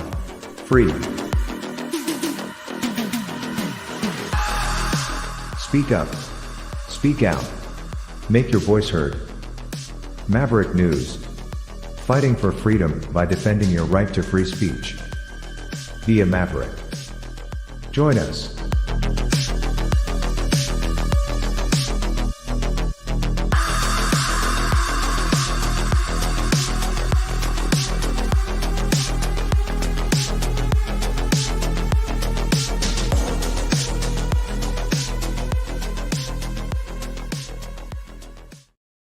Okay, we're ready to go to the phones. Just a reminder that if you have not subscribed, if you're a new viewer, please consider subscribing to our channel on YouTube or on Rumble. If you do subscribe on YouTube, please make sure you hit the notification bell so you don't miss any notifications of new videos that we publish online, or when we go live, you'll receive the notifications. We're also over on Twitch and Gab and Clouthub and Facebook and Twitter. So we're active on all of those various platforms. As we go to the phones, I should remind you that it costs us money for every minute that we're on the air with those phones because of the phone system that we need to employ to make it all happen. So if you are in a position to support the channel, it helps us pay for those phones and cover our other expenses, including the subscription packages that we have for the online platforms, for the streaming software, for the video production software, for all of the different things that cost us money around here. And you can donate so many of these things to, I got to get rid of some of these old banners. You can donate at freedomreporters.com. That's freedomreporters.com.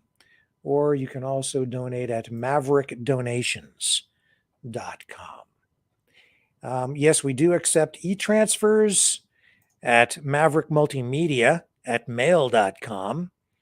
That's Maverick Multimedia at mail.com. Not Gmail, just mail. No Gmail. No Gmail. Don't send it to Gmail. Maverick Multimedia at mail.com. And when you do that, you have to send a separate email telling us what security password you would like to use with that, because it does go into a business account for proper accounting so that we do everything properly. And the bank requires us to have a security password assigned that you get to pick and you get to send it. So you have to send that in a separate email so that we know what that is so we can complete the transaction. But the easier way is to either donate here at maverickdonations.com or freedomreporters.com. And certainly appreciate the support that we've received from everyone. It's been fantastic. And of course, you can always support us with the super chats as well. But right now, we're going to the phones, and you can call in and join the conversation at 1-833-975-3733. That's 1-833-975-FREE. And here's Jeremy, our first caller of the night. How are you tonight, sir? I'm doing pretty good. How's Rick? I'm just fine. I'm just fine. What do you want to talk about tonight? It's a very interesting conversation with the gentleman talking about UNDRIP. Yes. I'm just trying to absorb all of that, but it's still kind of lost on the point of UNDRIP if it, in his interpretation, is our current law overrides it, then I don't know. It's very confusing. Either way, the government website that goes into the comprehensive, information on UNDRIP. I went through the links in there a little bit. I just skimmed over it, and they have a commission for truth and reconciliation. Mm-hmm. They declare that there's systemic racism within our Canadian government, I guess, institutions, right? Yes. They make a lot of pretty bold statements, you know, that are pretty debatable. Like the idea, justice, reconciliation, and I forget what the other one is. That was just like, you know, justice for what? What justice? Because this is really, really divisive. There's that fun word again. And it just really gets under my skin that, you know, I wasn't alive for, you know, a lot of these unfortunate events, right? And personally, I just don't care. I had nothing to do with it. I believe in Section 15 of our Canadian Constitution, Charter of Rights and Freedoms, where we all have equal benefit and equal protection of the law. That's the law. And any act stems from the Charter because of Section 52, where it declares that the Constitution is the supreme law of Canada. And that any law, so to the extent of the inconsistency of any law with our Charter of Rights, right? You know, it's of no force or effect. So you can't legislate laws that infringe on our fundamental rights and freedoms. And this whole UNDRIP thing is really annoying because it's pretty confusing.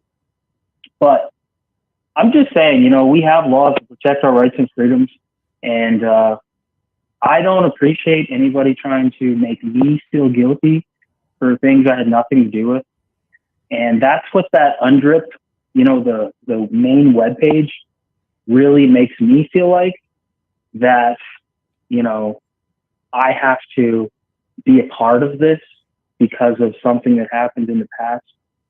It had nothing to do with me. That's annoying. So there's that. Mainly what I'm calling in about is Jody Wilson-Raybould. I hear a lot of good things about Jody Wilson-Raybould. You know what I think about Jody Wilson-Raybould? She's a terrorist. That's what I think. She's a what? And you know why I think that? She's a what? She's a terrorist. A terrorist? A terrorist. Yes. Okay. You know why? No. She's the elected official that tabled Bill C-16. She's the one that initiated hate speech in Canada. And this took place after the previous Conservative government basically completely threw out any regulation of freedom of expression. Like, obviously there's laws, you know, things you can't say based on breaking the law, but the idea, the ideological position of hate speech is in itself retarded. So Jody Wilson-Raybould has terrorized Canada by infringing on our freedom of expression. And she is not a good person. She may have good points on certain things, but she has terrorized all Canadians. And some people are actually, this goes down to all the gender stuff too, right? So this is how all the rainbow people get away with doing the psychotic things they do, because they're protected under Bill C-16. And all roads lead back to Jody Wilson-Raybould. So again, like I said last night, Harper may not be the knight in shining armor because he sold Canada out, because he's a loser. Jody Wilson-Raybould is also a loser. So I hope you all figure that out, because history is important to understand, not just how racist I am because I'm white. You know, I really wish people would take the time to investigate these things, because they really matter. I don't support Jody Wilson-Raybould because she has terrorized my life with her what? Her authoritarian position of trying to compel my speech, trying to censor my speech. And guess what Jody Wilson-Raybould did? She declared that women in Canada are now a second-class citizen because a man can be a woman. So now women in Canada, because of Jody Wilson-Raybould, women in Canada have less rights than men because look around you and what's going on with the brat community. That's just my take on Jody Wilson-Raybould. This happened. This took place in. It got royal feds.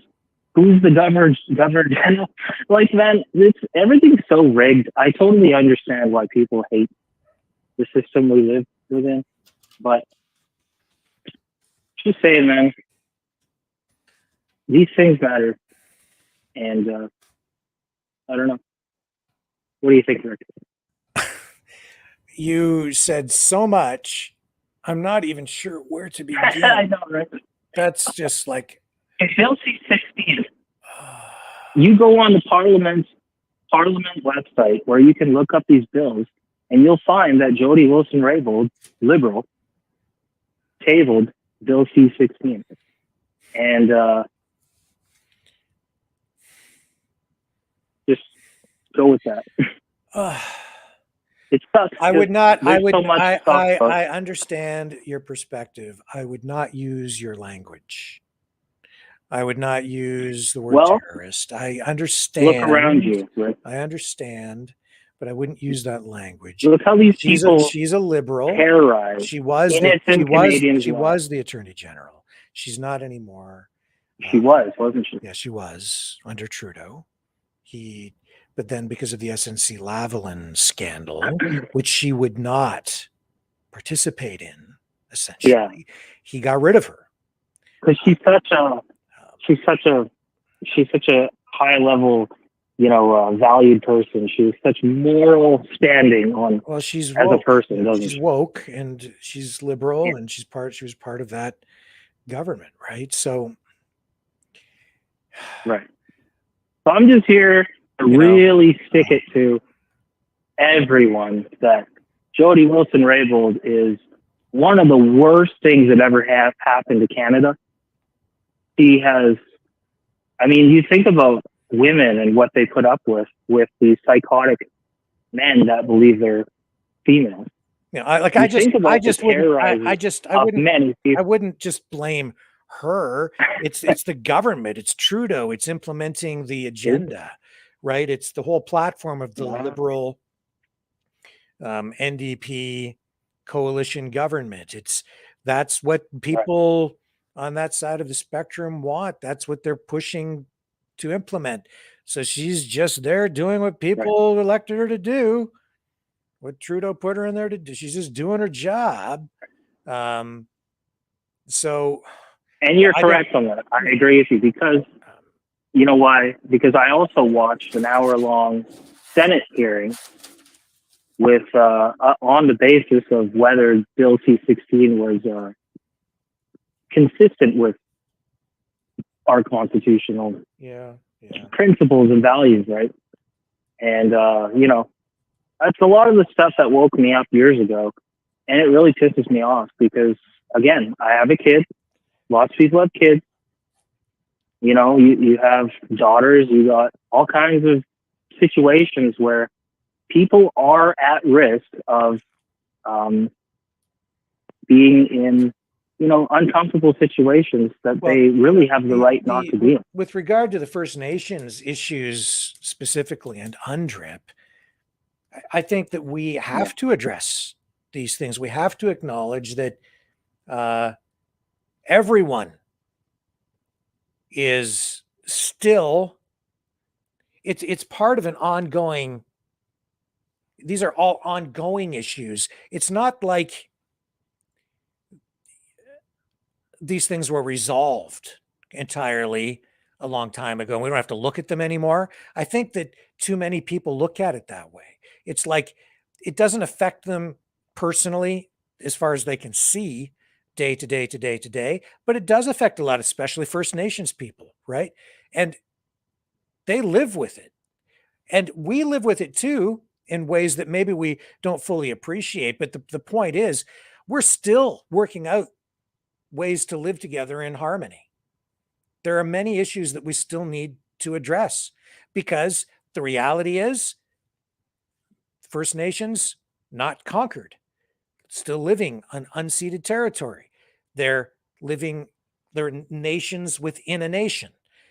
The treaties that have been created over hundreds of years need to be honored.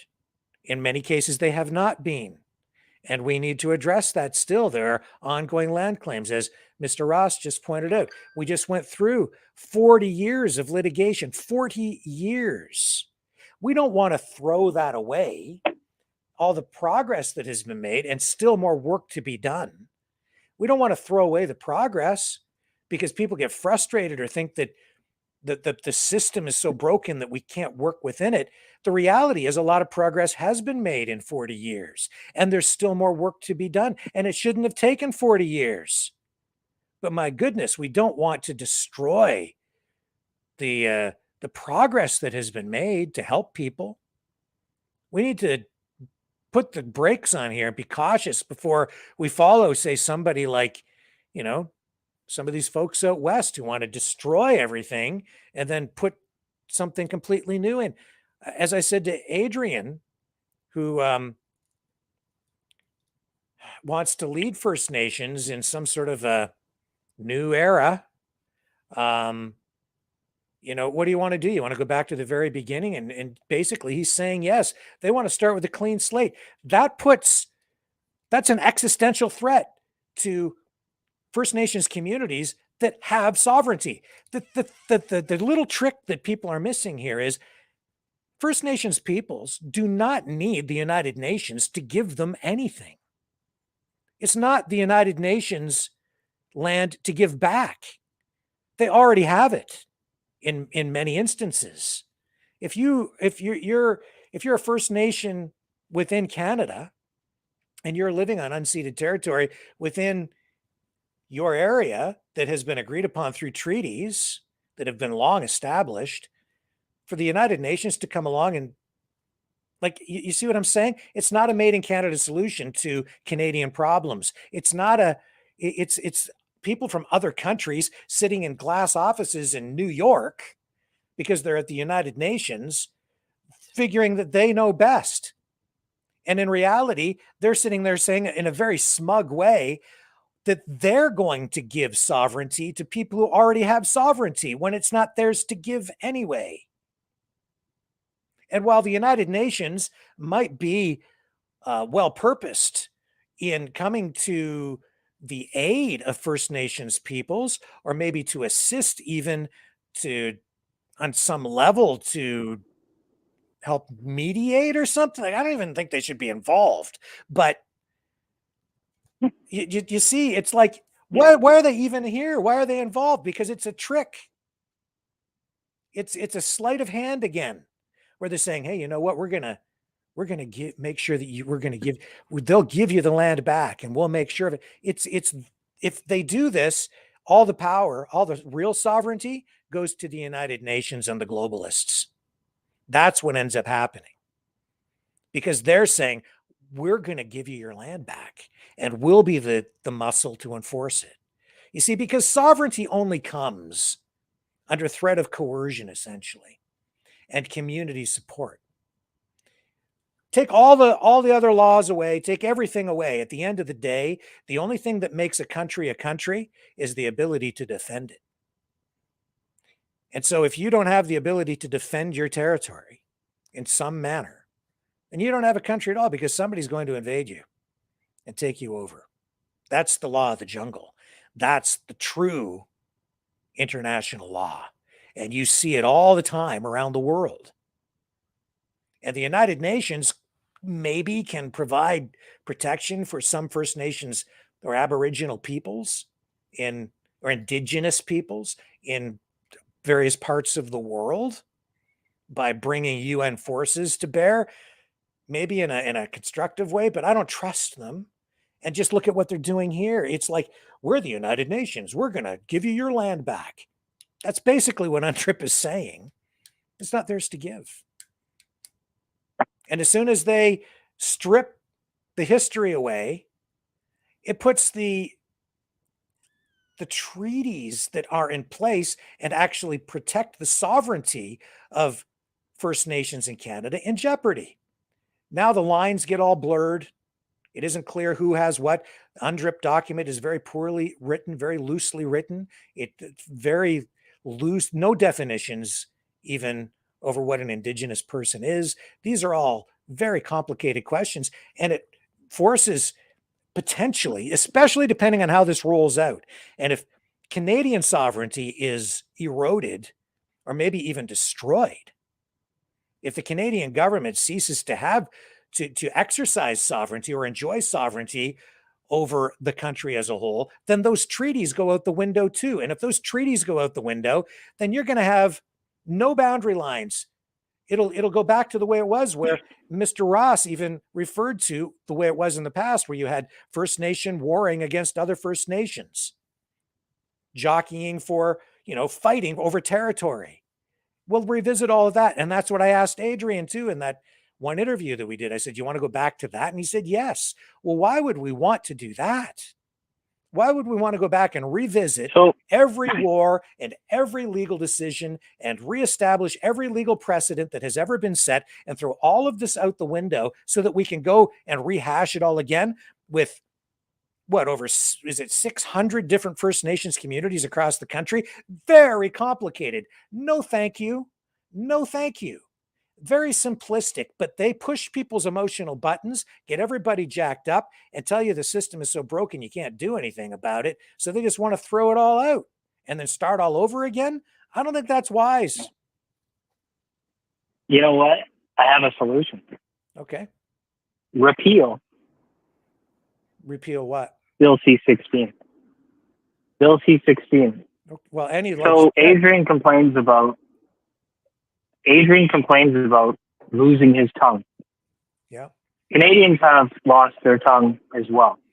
And this started with Bill C-16. And the United States has also I think we're kind of talking, these are sort of interrelated, but I think we're kind of talking about two different things here, but go ahead.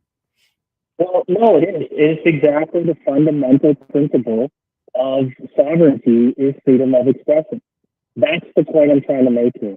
Is without freedom of expression, without your First Amendment, free speech, you're all muffled. You're very muffled, Jeremy. We can't hear you.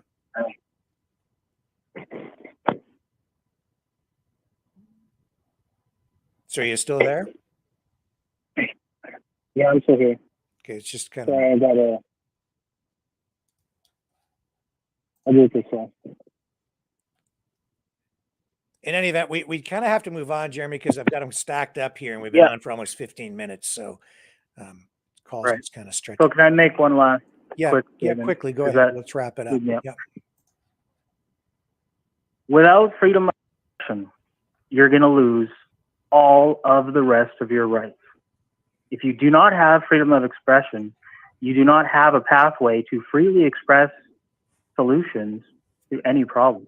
Sure. So communism conquered Canada the day Jody Wilson-Raybould began this whole Bill C-16 path. People are in prison because of Bill C-16. People are being terrorized by Bill C-16. So people need to look into Bill C-16, Government of Canada, Bill C-16. Mm-hmm. Read it, understand it. Okay. Thanks, Rick. Thank you, Jeremy. Have a good night, my man. Okay, who do we have on the line now? You want to talk about maybe, I'm not sure, Danielle Smith? So I got Rick on the line here. You do. Who's this? All right. Check this out. All right, my name's Mike, right? Okay. I live in southern Manitoba. I give it about an hour away from Winnipeg. Yep. apparently, our prime minister stopped in and announced something about this $10 a day daycare thing, and Yeah. 3 years ahead of schedule. But then while I'm waiting, listening, and I'm listening to the people, I'm going like, hang on here. This is the prairies, baby. Why would that boy come to the prairies? There's an agenda here. Something's going on. Because like they're talking, give back your land, I got a car. So what? I got a bike. So what? You're going to give it back to me? You're going to give back what I already have. Mm-hmm. I think the sale pitch here, there's something not quite clicking with me. You don't get a guy like Trudeau coming into the prairies, Winnipeg, like that for a photo walk. There's something else going on. Yeah, I think they're on the verge of an election. I think that's part of it. And he's kind of... Yeah, that would be a part of it. Yeah, and he's heading into it. I haven't heard... Like, I'm trying to follow, like, who's coming by, who's going where, like, to the hot spots. I haven't seen Polyev, is that how you say it, come by? Polyev, yeah, but anyway. Like, the popular people, I don't know their names. There's just too many of them. But I know their faces, and, like, I'm watching them now. Like, for the most part, for the most of my adult life, sorry to say, baby, but I've been following America.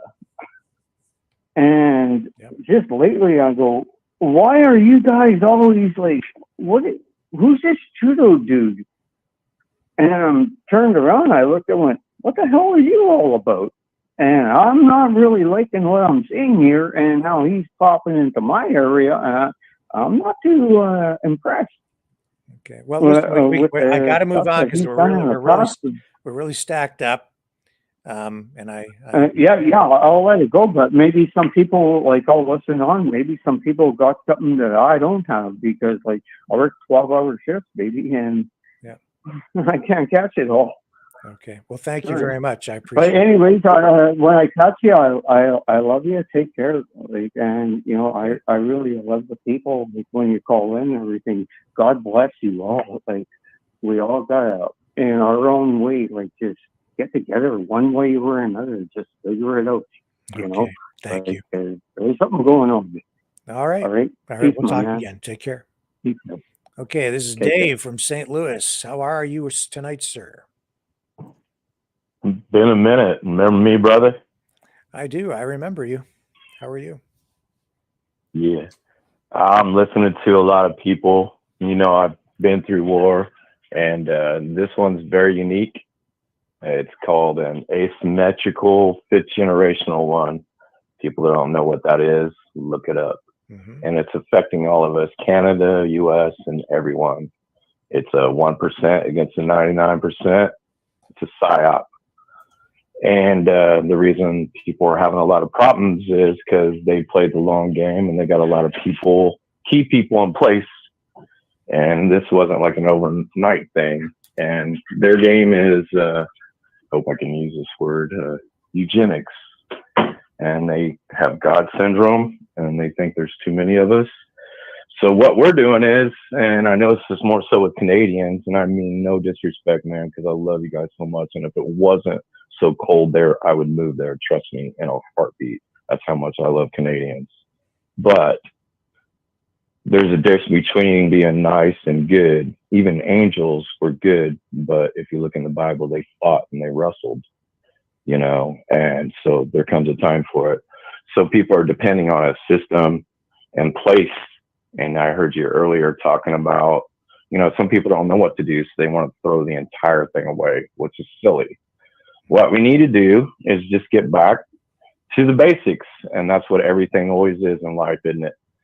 And we just need to peel a lot of things away because you know how it goes. People still, they like to get above, they like power. So what they do is add on things, do this, that, and the other, and then you have kind, nice people, and they trust in this and that, and they want to think that everybody's being good, and this, that, and the other. But this thing has gotten so big that if pretty soon something doesn't happen, it's either going to go to crap, or we're going to have something parallel running, which is, I think, what we're having here in the U.S. And I'm starting to call us the divided states of America, because it's a belief thing. People want to move this way, and people want to move that way according to like-minded people. But we need to strip things away. The only way to get these people out of here is to take their power away, to make it something else as of equal power, and just leave the things in place that were already there, and quit stacking things on them and taking away to benefit others. I mean, that's the way it's supposed to work. Sovereignty means that the right to rule. The WEF, WHO, all them, they don't own us. They are not taking anything. You guys are giving it away. I am a war veteran, and there is nothing that hurts me worse than to go over there and put my, you know what, on the line. And I'm talking about real gunshots and real stuff here, and turn around and lose it to my own people. And all they have to do is step up and say something. And the only way this works is they have to use us. And you see what they do. Anytime you try to run something parallel and opposition, they try to shut it down. Yep. But what people have to realize is Trudeau cannot do nothing on his own. He's got to make a phone call, and somebody's got to follow that order. What if people don't follow those orders? Are they going against the government, or are they not following an unlawful order? The power of no. So we need to peel back some things. We need to try to get to our local media and some of our politicians. But what we have to realize is these guys have already gotten to those people. So when people say, oh, this is what this or that represents, that's not true. That's the psyop they're putting out there. Because if you went around door to door, and the people that are confused and really literally started talking and asking people, they either don't know what's going on, or they are not in alignment with that. This is what the psyop is, the news, and they keep pressing. And so when people answer like, well, this, that, and that isn't what people feel. This is what they want you to think or feel. And it works. And people's like, well, you know, everybody else is doing this, so I'm going to do it. But the power of no, and we peel these things back. If we can't get these things to work, arrest these people, hold them accountable, then we need to hold something parallel and have a civilian thing. Zero violence. No violence. No violence ever against your own people. Even Jesus, when he was on the cross, he said, forgive them, because they do not know what they're doing. So you're in a position that you understand, but others don't. So that's what we got to do. And love is the greatest gift. So we got to try to wake others up. And if we can't, we just got to do the hard things. People have become comfortable and complacent. And when you get out of your comfort level, which that's getting ready to happen here, then we'll see what happens. Will you go along to get along? Will you cave? Or will you really fight? And that doesn't mean violence all the time. It just means, will you fight? Yeah. Well, I'm hearing what you're saying. It's all there. You just need to peel stuff back. I heard you earlier. You were frustrated. It's all there. They've just added, we have our Constitution and Bill of Rights here, but they added on all these executive orders, and they traded in false flags and fear and all these things to set it up to take our liberties and freedoms away. But that is not a trade-in. You don't think when we're in war we were scared? Man, you're scared. But man, there is only one thing to do. There is only one right way. Only one truth. And that is it. There is nothing else. Money don't matter. You don't see a U-Haul behind a hearse. You ain't taking nothing with you. This is all borrowed. And the only thing we have to do now is be able to live together and love, peace, and harmony, and leave a better place for our children than we have now. And right now we are being tested. And it's happened before. It always happens. It always happens, and it's repeating. But what side do you want to be on, and what will you do? Which side will you be on? Appreciate the call. But that's all I got to say, brother. I love you guys. Thank you. Thank you very much for calling in tonight. Let's move on. And, much love. Right back to you. Okay, who do we have on the line now? You want to talk about the train derailment? Are you there? Hello? I don't know if you're there or not. One more shot. We'll just see if you come to the phone. Maybe you've put it on hold or something. Hello? Do you want to talk about the train derailment? Well, we'll put you back in the queue. And we'll move on to Steve. Hello, Steve. Hello. Are you there? Hey, Rick. Hey, how's it going? It's going okay. I had a couple comments to make. Yeah, I was surprised in that video. Thanks for playing that video that included the bit about UNDRIP. Yeah. I was surprised that there were things that Trump did. I didn't understand UNDRIP to be that way. And as I mentioned before, I used to work on the res, and it would come up time to time. Sorry, I still get my thoughts organized. I work with First Nations since the early 2000s. It's been my whole career pretty much on res or off res. And I'm not, but my best friend is a full-blood Anishinaabe. Anyway, I could probably fill a whole show with you just based on observations and experiences I had and things I learned about the relationship between First Nations and our government.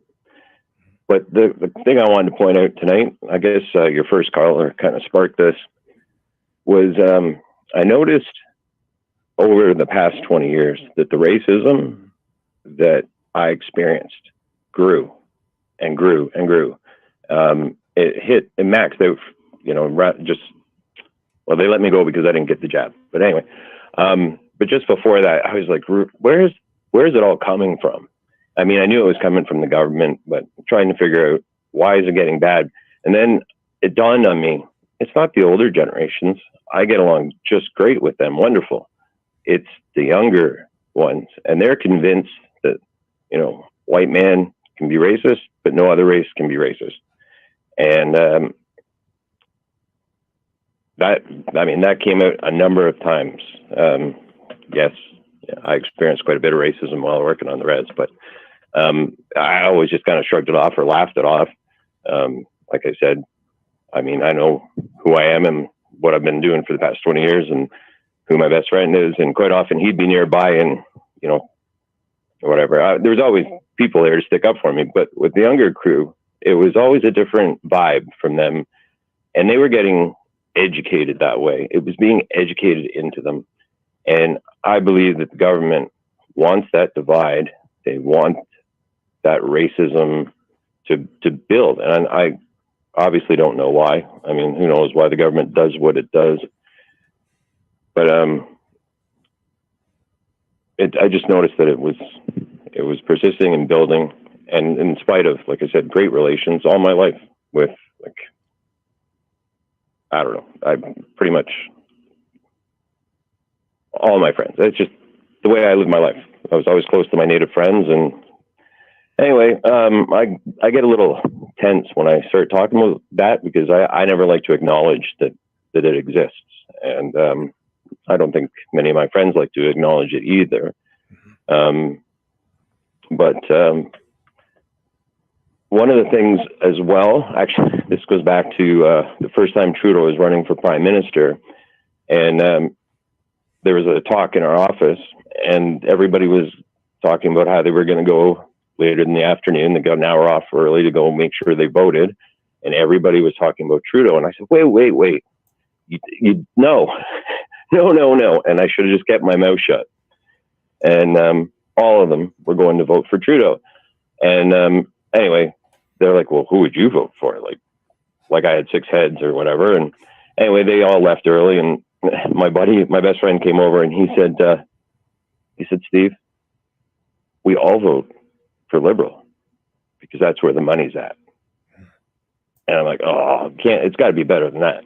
And he said, no, it's about the money. And then it goes back to the old saying, the government pays you, you work for the government.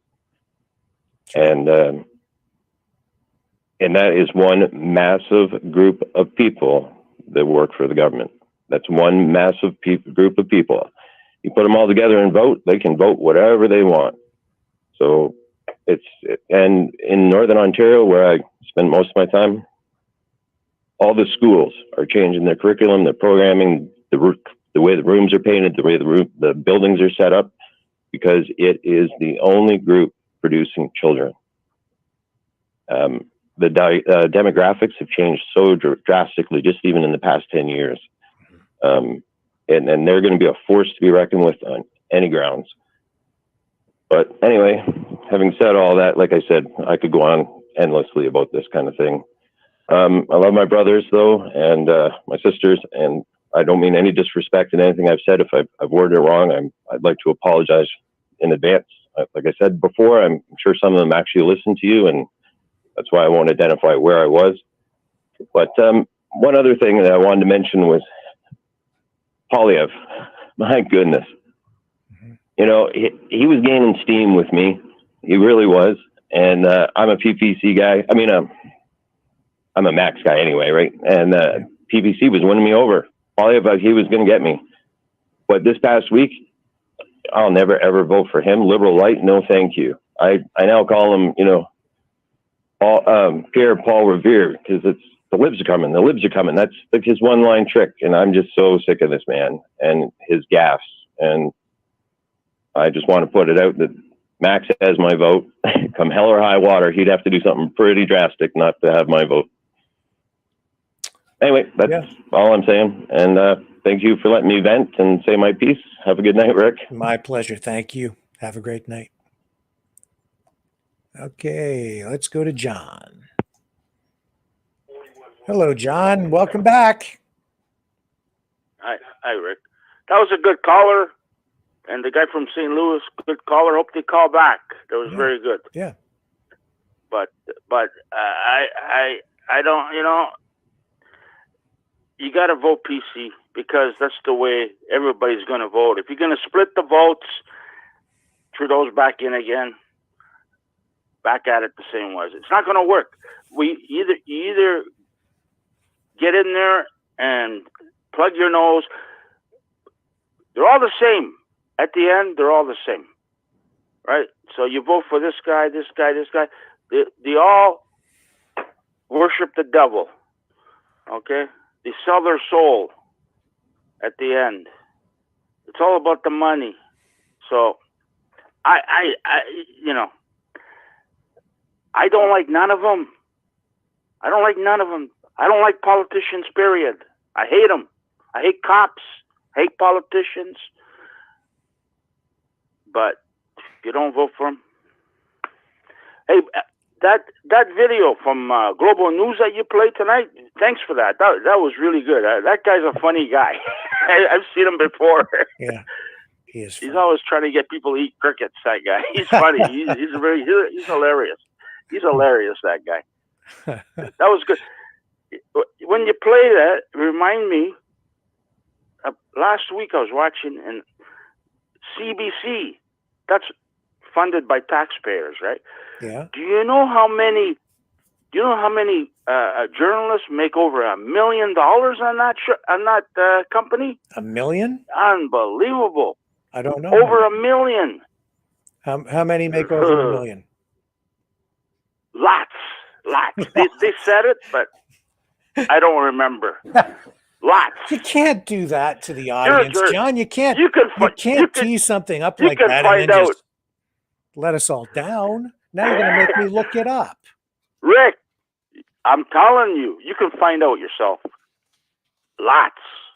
Make over $1 million. It's all taxpayers' money, man. Why not? So, but you can find out. When you get around to it, there's lots. And I heard it. I don't know what news channel. I don't even know where to find that. Was that like a recent story or? Anyway, I don't know. It's true. It's true. I've heard it before, by the way. It wasn't the first time I heard it. The other thing. Yeah. See what NASA's doing now? Going into outer space with rocket ships and stuff. They're going to create time zones on the moon. I hate time zones, to be honest with you, Rick. They're going to create time zones on the moon. Because we're going to be kind of living there in the future. So they want time zones. You feel free if you want to go. I'm going to stay here. I don't have any. I don't want to go hang out on the moon. I'll stay here. They're going to be building massive hotels and casino resorts and. Wow. Like, look at Vegas, the earnings I was watching on the Business Channel. They're making a killing. Where would you go for a vacation if you lived on the moon? Oh, honey, it's our time for our annual vacation. Let's go on a trip. Talk about a 15-minute city. You're going to be living in a dome, dude, and you're not going to be able to go beyond the dome. 15-minute city. How about a 15-minute moon? You won't be able to go anywhere at all. You'll be stuck. Yeah. Everything will be 15 minutes away by foot, and that's it. It's coming. We'll be living on the moon before we live on Mars. Put it that way. Oh, it's coming. Why? Why would they want to put people on the moon to live? Well, what a terrible place to live. The other night, I like looking at the sky. You know what's going to happen when they put? You know what's going to happen when they put people on the moon to live? They're all going to die. And do you know why? They're all going to die. They're all going to die. They won't die right away. They'll build a dome, and they'll be living in there, doing their thing, and they'll be living in their 15-minute dome, and thinking that they're all really super smart and everything for going there. And then one day, this is going to get a pinhole in the dome or something, and all the oxygen is going to get sucked out, and their heads will explode because everything will be suddenly depressurized, and they'll just go, and they'll just be blobs of biological matter all over the roof of the dome. That'll be the end of that. Well, you can blame Elon Musk. How about look at the moon? It's full of craters. I'll The be moon's down full of here craters. sitting on the beach. Yeah, smoking a cigar, right? And watching the sunset, and I'll look up at night and I'll see the moon and the little twinkling on light fire. of the dome, the 15-minute dome. See a big explosion. It'll go out. The light will go out as I'm looking up, and I'll go, oh, I guess they got a pinhole in the dome. That's the end of that. That's what'll happen. The moon's full of craters, Rick. The craters are caused by meteors. That's right. And there's no atmosphere. So when the meteors come, they don't burn up. So why would you want to live on the moon? When the meteors come, like you get a meteor shower, well, you don't get shooting stars, you get crushed. So when the meteor comes and hits your lunar dome 15-minute city, and you're all sitting there thinking you're so smart because you got off this planet because some dude told you that they needed to increase taxes. They're going to have shuttle buses. They're going to have shuttle buses because of climate change. I'm going to be sitting on the beach. Listen, I've seen this before. If a meteor hits it, they're going to have locks, airlocks. You go in there, and then you take a bus shuttle back to Earth. When the meteor hits your lunar dome city and punches a giant hole, you're all going to die. Yeah. Don't go to the moon. Yeah. You do not want to live there. Trust me. Yeah, but trust me on this. Look what you can see UFOs up there. You can see. Last night, tonight's not so good. We're getting bombed here. After I finish talking, after your show's over, I think I'm gonna go plow the driveway for maybe once. But last night I was looking up in the sky and I see these two white dots really close together, and I go, "What?" So I did some research, and it's Jupiter and Venus. Okay. Yeah. Those two white dots is Jupiter. Yeah, so Are you sure know it's not when you're walking aliens? your dog, Could be UFOs. Could be flying saucers. Jupiter and Venus from Planet X. Yeah. And also, there's going to be a solar eclipse, April 19th to 20th. It's going to be a full moon. Mm-hmm. We won't see it because it's on the other side of the Earth, but they call it the Ring of Fire. It's I don't know where they get these names. It's because when it's a solar eclipse, it's like you're looking and the moon aligns perfectly with the sun. It goes into the center, and they call it the Ring of Fire because the sun is still larger than the moon, and the outline of the sun is seen around the moon. There So you go. it's like So you know your stuff. sits in the center, and then the outline of the sun is there, so you get a ring of fire around the moon. That's why they call it that. Yeah, but we I won't don't know see it. why It's on I the other know side of that. the Earth. I just do. It's just I'm so old. The last time it happened, I was still alive, I guess. So I sort of remembered. What we will see is on April the 22nd and 23rd, meteor showers. Because we have an atmosphere, and the atmosphere protects us from the meteors and turns them into shooting stars, so you don't die when you're on Earth, because God meant for us to live on this planet, not on the moon. The moon is to look at from the Earth. You don't really want to go there and live there. There's no air on the moon. And May 4th and 7th, 20 meters per hour, they said they're going to have in those days. Where are they going to get the air for the moon? They're going to have to take it from here. That will make this place less habitable. You're going to take it from... They have to take it from here. Where are they going to get it? They'll find like space shuttles. I don't know. Well, I don't know. Well, But that's where are they going to get the air for the 15-minute lunar dome city on the moon? Where's it going to come from? Where are they going to get the water? Well, everything's going to be shipped there. Exactly. They're It's going not to that far, you know. They're going to take everything from here and put it there. How long does it take you? How stupid is that? It's already here. 3-4 days. It's already here. It's like going to Florida. How is it better to take the water and the air and the plants and like make a Noah's Ark and go to the freaking moon? Why don't you just stay here? It's already here. You don't need it delivered. It's already here. Elon Musk, you know what, Rick? Elon Musk, John, is insane. He wants everybody to move to Mars, and he wants to take all the stuff from Earth and move it to Mars so that the people from the Earth can be moved from the Earth to Mars, where all the stuff can be moved, and then they're going to terraform it. Why don't we just stay here? I rather just go where I go, up in Wikicom, the Indian Reservation, Manitoulin Island. Yeah. You know, I see meteors like falling, big long streaks, and I'm going, holy, did you see that? The meteor showers up there, it's wild because there's no pollution. It's all dark on the reserve there. And the meteors, you can really see, it looks like they're falling on Earth. When I was a teenager, I was up in the mountains with my brother in BC. We were up there camping, and I was only about 15 years old. And he's quite a bit older than me. And it was so dark. And it was like that summer, there was a period where there was like a really heavy incidence of meteor showers. And it was just incredible to watch in the night. Yeah, that would have been. I would have loved to be there. Yeah, that was something. I'm into that stuff, you know. Yeah, I'm into that stuff. I like space.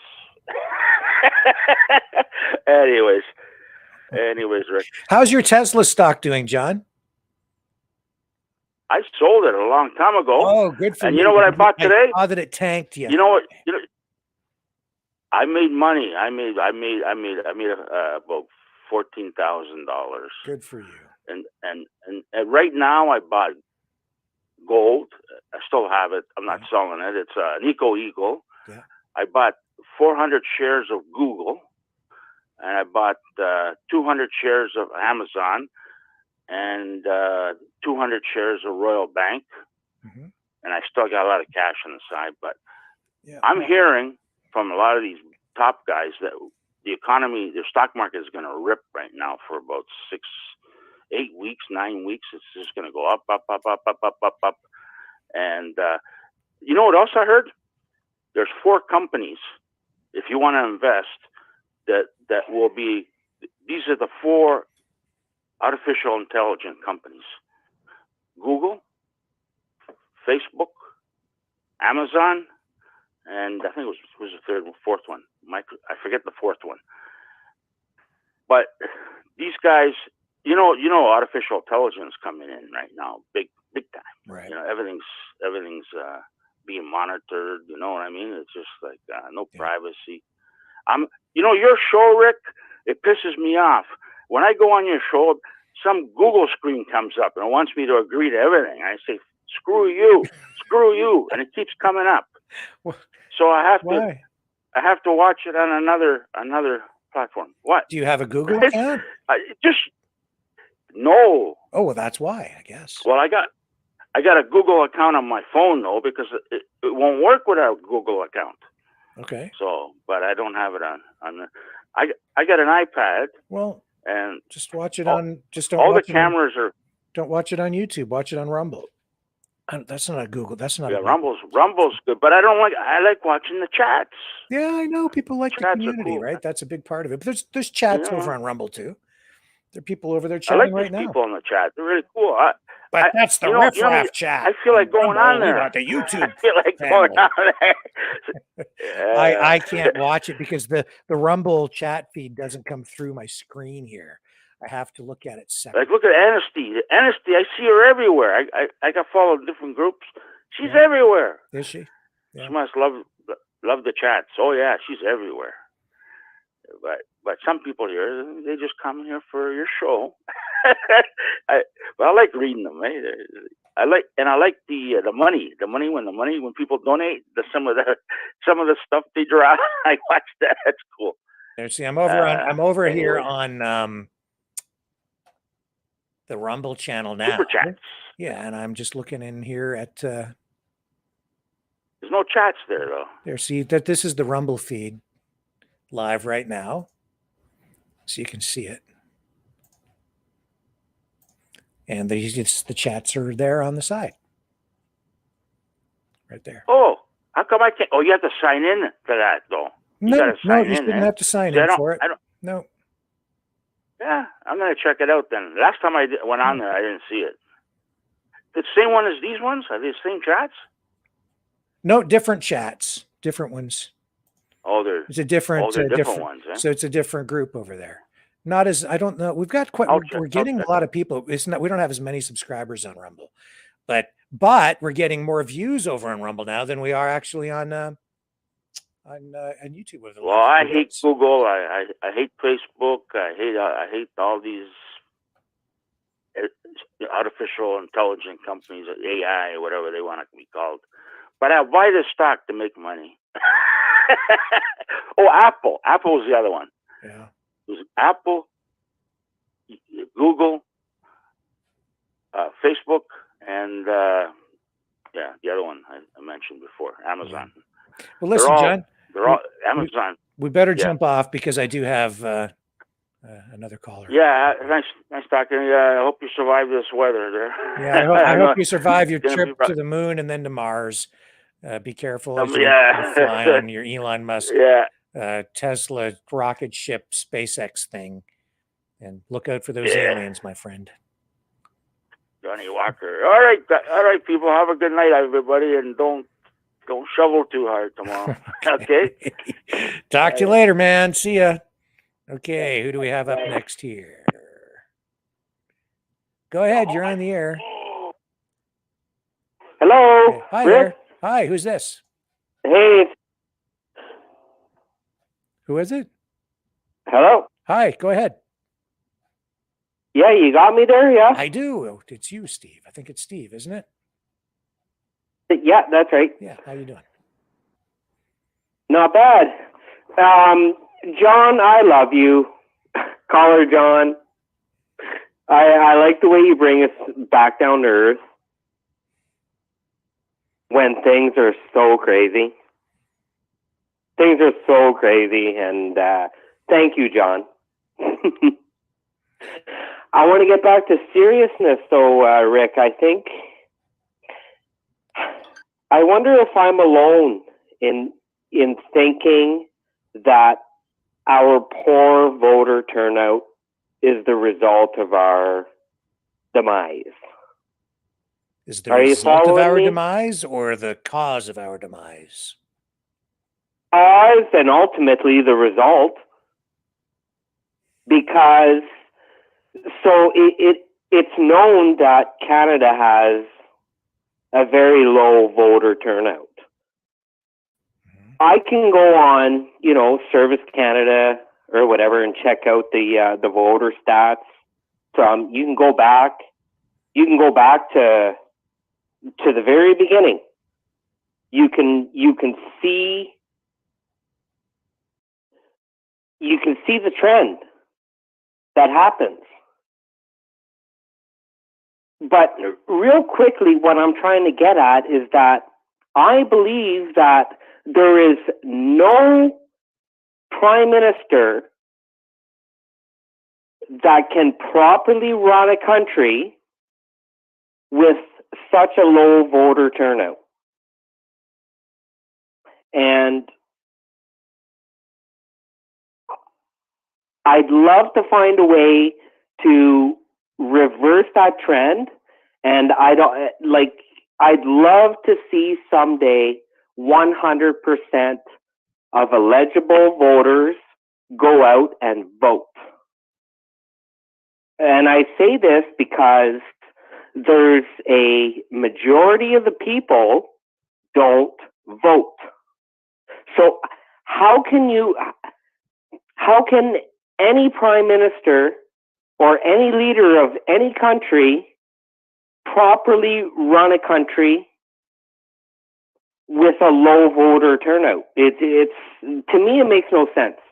I've brought it up on your show before in one of my first call-ins. Yeah. 6, 7, 8 months ago, but it doesn't get any traction. Yeah. And that's where I say that I feel that I'm alone on this. People don't seem to grasp the idea of the importance of mass voting. Are you following me on this? Or yeah. I don't know how you solve it. It's an ongoing problem. I think honestly, Sean, in spite of all of the problems that we have, most people who don't vote are people who are basically complacent. They're satisfied enough, and they don't feel that it's going to make much of a difference anyway. They're not so dissatisfied that they feel compelled to run to the polls. If things get really bad, more people will vote. The worse things are, the more people vote. The better things are, the less people vote. It doesn't always result in the proper outcome in an election because I don't know if that's so true, Rick. That's the way it kind of goes. We had an election in 2021 and shit wasn't going very well, and I think there was only a 30% voter turnout. Yeah. I can't remember exactly, but if you go back and you look at the voter stats in the Canada website, you can go back. I don't have it in front of me right now, but in 2021, this country was fucked. And there was a low voter turnout. Yeah, so but it was an unusual election. And you also have to understand that while you and I share a common view on why it was messed up, why there was so much trouble, people on the other side, they were so scared and so wrapped up in what the government was telling them that they were actually satisfied with what the government was doing, which is why Trudeau was reelected. And they were using. Okay, so now in 2019, in 2019, there was a low voter turnout. there was only about under 30% voter turnout. Under 30% of eligible voters here in Canada vote. Yeah. And in 2019, if I recall correctly, Canada was fucked. So why didn't people go out and vote? I just explained why. Some people were afraid to go to the polls because they thought they might get COVID. Other people were happy that Justin Trudeau was being an authoritarian and they voted for authoritarianism. Don't underestimate the power of fear. Don't underestimate the power of free money and promises of free money. That's what the government was doing. The government, the Liberal Party, was using high-tech psychographic polling data and methodology to create high-tech psychological advertising campaigns, essentially, to manipulate voters to get a particular response from people. And a big part of that was figuring out what messaging they needed to employ in order to get people scared to vote in a particular way. I'm going to put it to you too, sir, that what's going on right now through everything you're watching in social media is manipulating you, all of us, every single day on all sides of the political spectrum. We're all being fed propaganda and psychologically information that is manipulating us psychologically today. You don't realize it, but it's happening to you right now. Not so much here because I'm totally independent and I want you to question everything I'm saying here too. But especially when people are sitting there telling you, don't watch such and such, just pay attention over here. When as soon as you hear them saying, don't watch even mainstream media, or don't watch this, don't pay attention to that, just ignore that, that should be a huge red flag, because they don't want your attention being broken. They don't want you to question anything that they're saying. I take the opposite approach here, okay? I want everyone to watch every bloody thing. Go watch everything. Watch mainstream media, watch independent, watch everything. Watch it all. And then get a fuller perspective. And perspective is extremely important. And that's what we're really talking about here too. We can't understand why only 30% of the people showed up to vote. It's because of what's in people's heads. And we're in our little bubble. So to us, it's imperative to get out and vote. I was so depressed after the last election, like the day after the election. You can talk to some of my friends, right? Like the outcome, I was like, I can't believe you people voted for, you Canadians voted for Justin Trudeau again. But you did, and it just was devastating, right? But here we are. But you have to see why. So can I cut you off here? Yeah, go ahead. So if I talk to my neighbor, if I talk to my cousin, or if I talk to my friend, or if I talk to my coworker, all of whom I know didn't go out and vote. Yeah. Every single one of those person is angry right now. Yeah. So I tell them, go out and vote. Yeah. And they look at me and they're fucking stunned. Yeah. Like they don't seem to understand that voting is their voice. Right. If you don't voice your vote, why are you mad? Like, why are you mad? You didn't even put an input into anything. Agree, man. So why are you mad? But they didn't even vote. Yeah. That's what discourages me, and it drives me crazy. Well, nevertheless, I mean, choosing not to vote is also part of freedom. And that's right. We can encourage people to do things. I would not be in favor of anything that would compel someone to vote or force someone. I wouldn't agree with that either. No, I don't believe in forcing anything, and that goes back to the jibby-jabby and to anything, and to forcing anybody. Jesus Christ, nobody asked to be born. Yeah. Like, we're just here. And we should just be able to, you walk up to another person and you don't harm them. You don't impede on them. You just let them walk freely. They're not attacking you. You don't attack them. That's it. It's pretty simple. Yeah. But, you know, I don't think we should get too emotionally wrapped up in it. We just have to kind of roll with it and just continue to encourage people to go out and vote. And we do it all the time, and people will do what they're going to do. And that is just all there is to it at the end of the day. I am emotional about it. You got that right, though. Yeah. But emotion, I think my emotion is possible, is positive. I know how to laugh still through this emotion, as much as I feel tense and feel like I've had enough. I feel like civil war is going to be upon us tomorrow morning. Wow, yeah. Right? I live free. I'm free.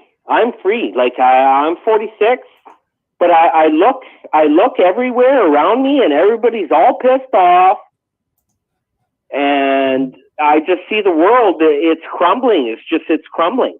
People would not be so upset. They would not be so pissed off if they understood that. You're quite right. If we could just get people to get out there and vote for change and let the politicians know exactly what we want, but that is not an easy thing to achieve. Because point, Rick, and like that. Let's say, for example, okay, we don't have 100% voter turnout, but we have 70% voter turnout. Yeah. Well, that's 70% of input that the government has that can sway them in a direction that pleases 70% of the population. I hear you. This is actually a pretty simple issue, but we've been on for 10 minutes. I got to move on. I'm really sorry, Steve. You got it. But yeah, you've made your point. No, don't be sorry. Yep. I'm with you. I hear what you're saying. Don't be sorry. I love your show, and I'll call in again. Thank you. Yeah. I love everything about your show. I think you're doing a good thing. So yeah, and thank it's you very absolutely much. one of the most important messages there is. Just get out and vote. Exercise your voice, man. That is your voice. Steve is absolutely right. So yeah, and is our voice too. Like, I mean, technology is a good thing. This channel is a good thing. Everybody else's channel is a good thing. It's dialogue. Yeah. I think we're breaking through. Yeah, I think we're making progress. So we got to look up. You betcha. Thanks, Steve. Next caller. You betcha. Thank you. Bye-bye. Here's Dale. Go ahead, Dale. How you doing, bud? I'm okay. How are you?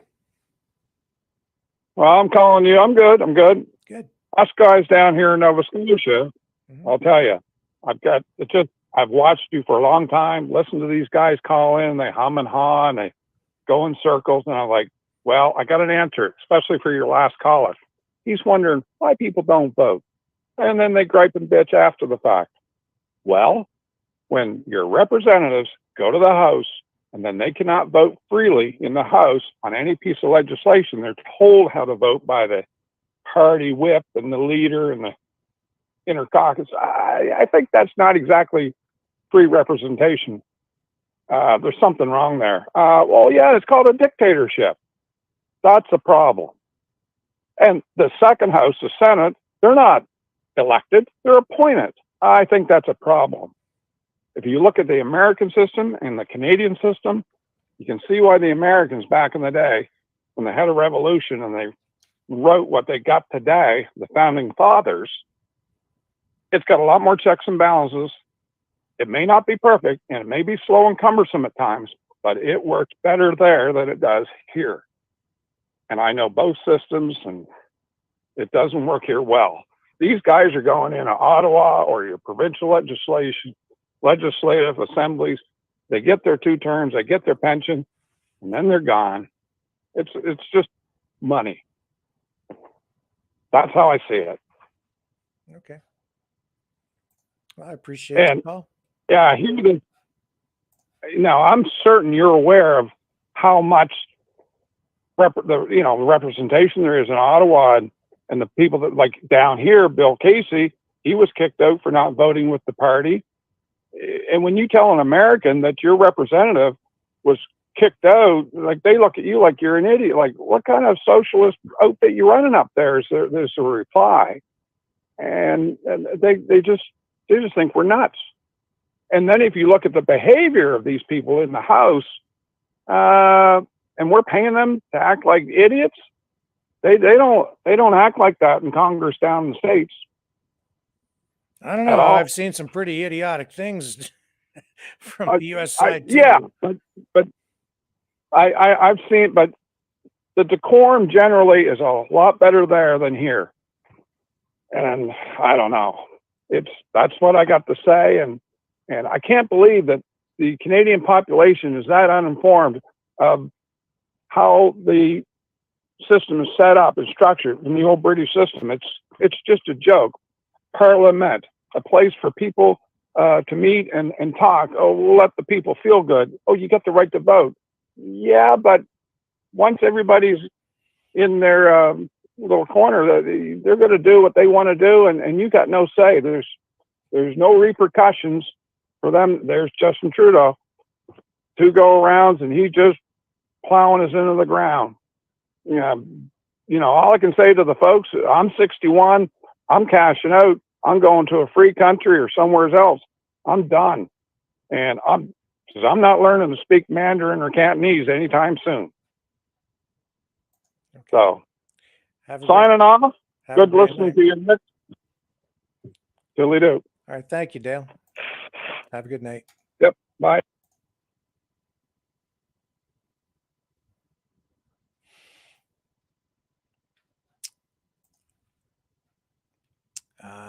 On that, I think we will. I think I'm going to put my brain in park and sign off and take my dog for a walk in the ice storm, because I guess there's another ice storm. 3rd one. Ice on top of snow on top of rain. So maybe we'll get a little thunder while I walk around the block. That'll be fun. It's going to be quite a night for a walk with the dog. Thank you, everybody, for joining me here on the broadcast tonight, for hanging out. Really appreciate it. And I'll be back tomorrow night, 6 p.m. Eastern Standard Time, on the flip side.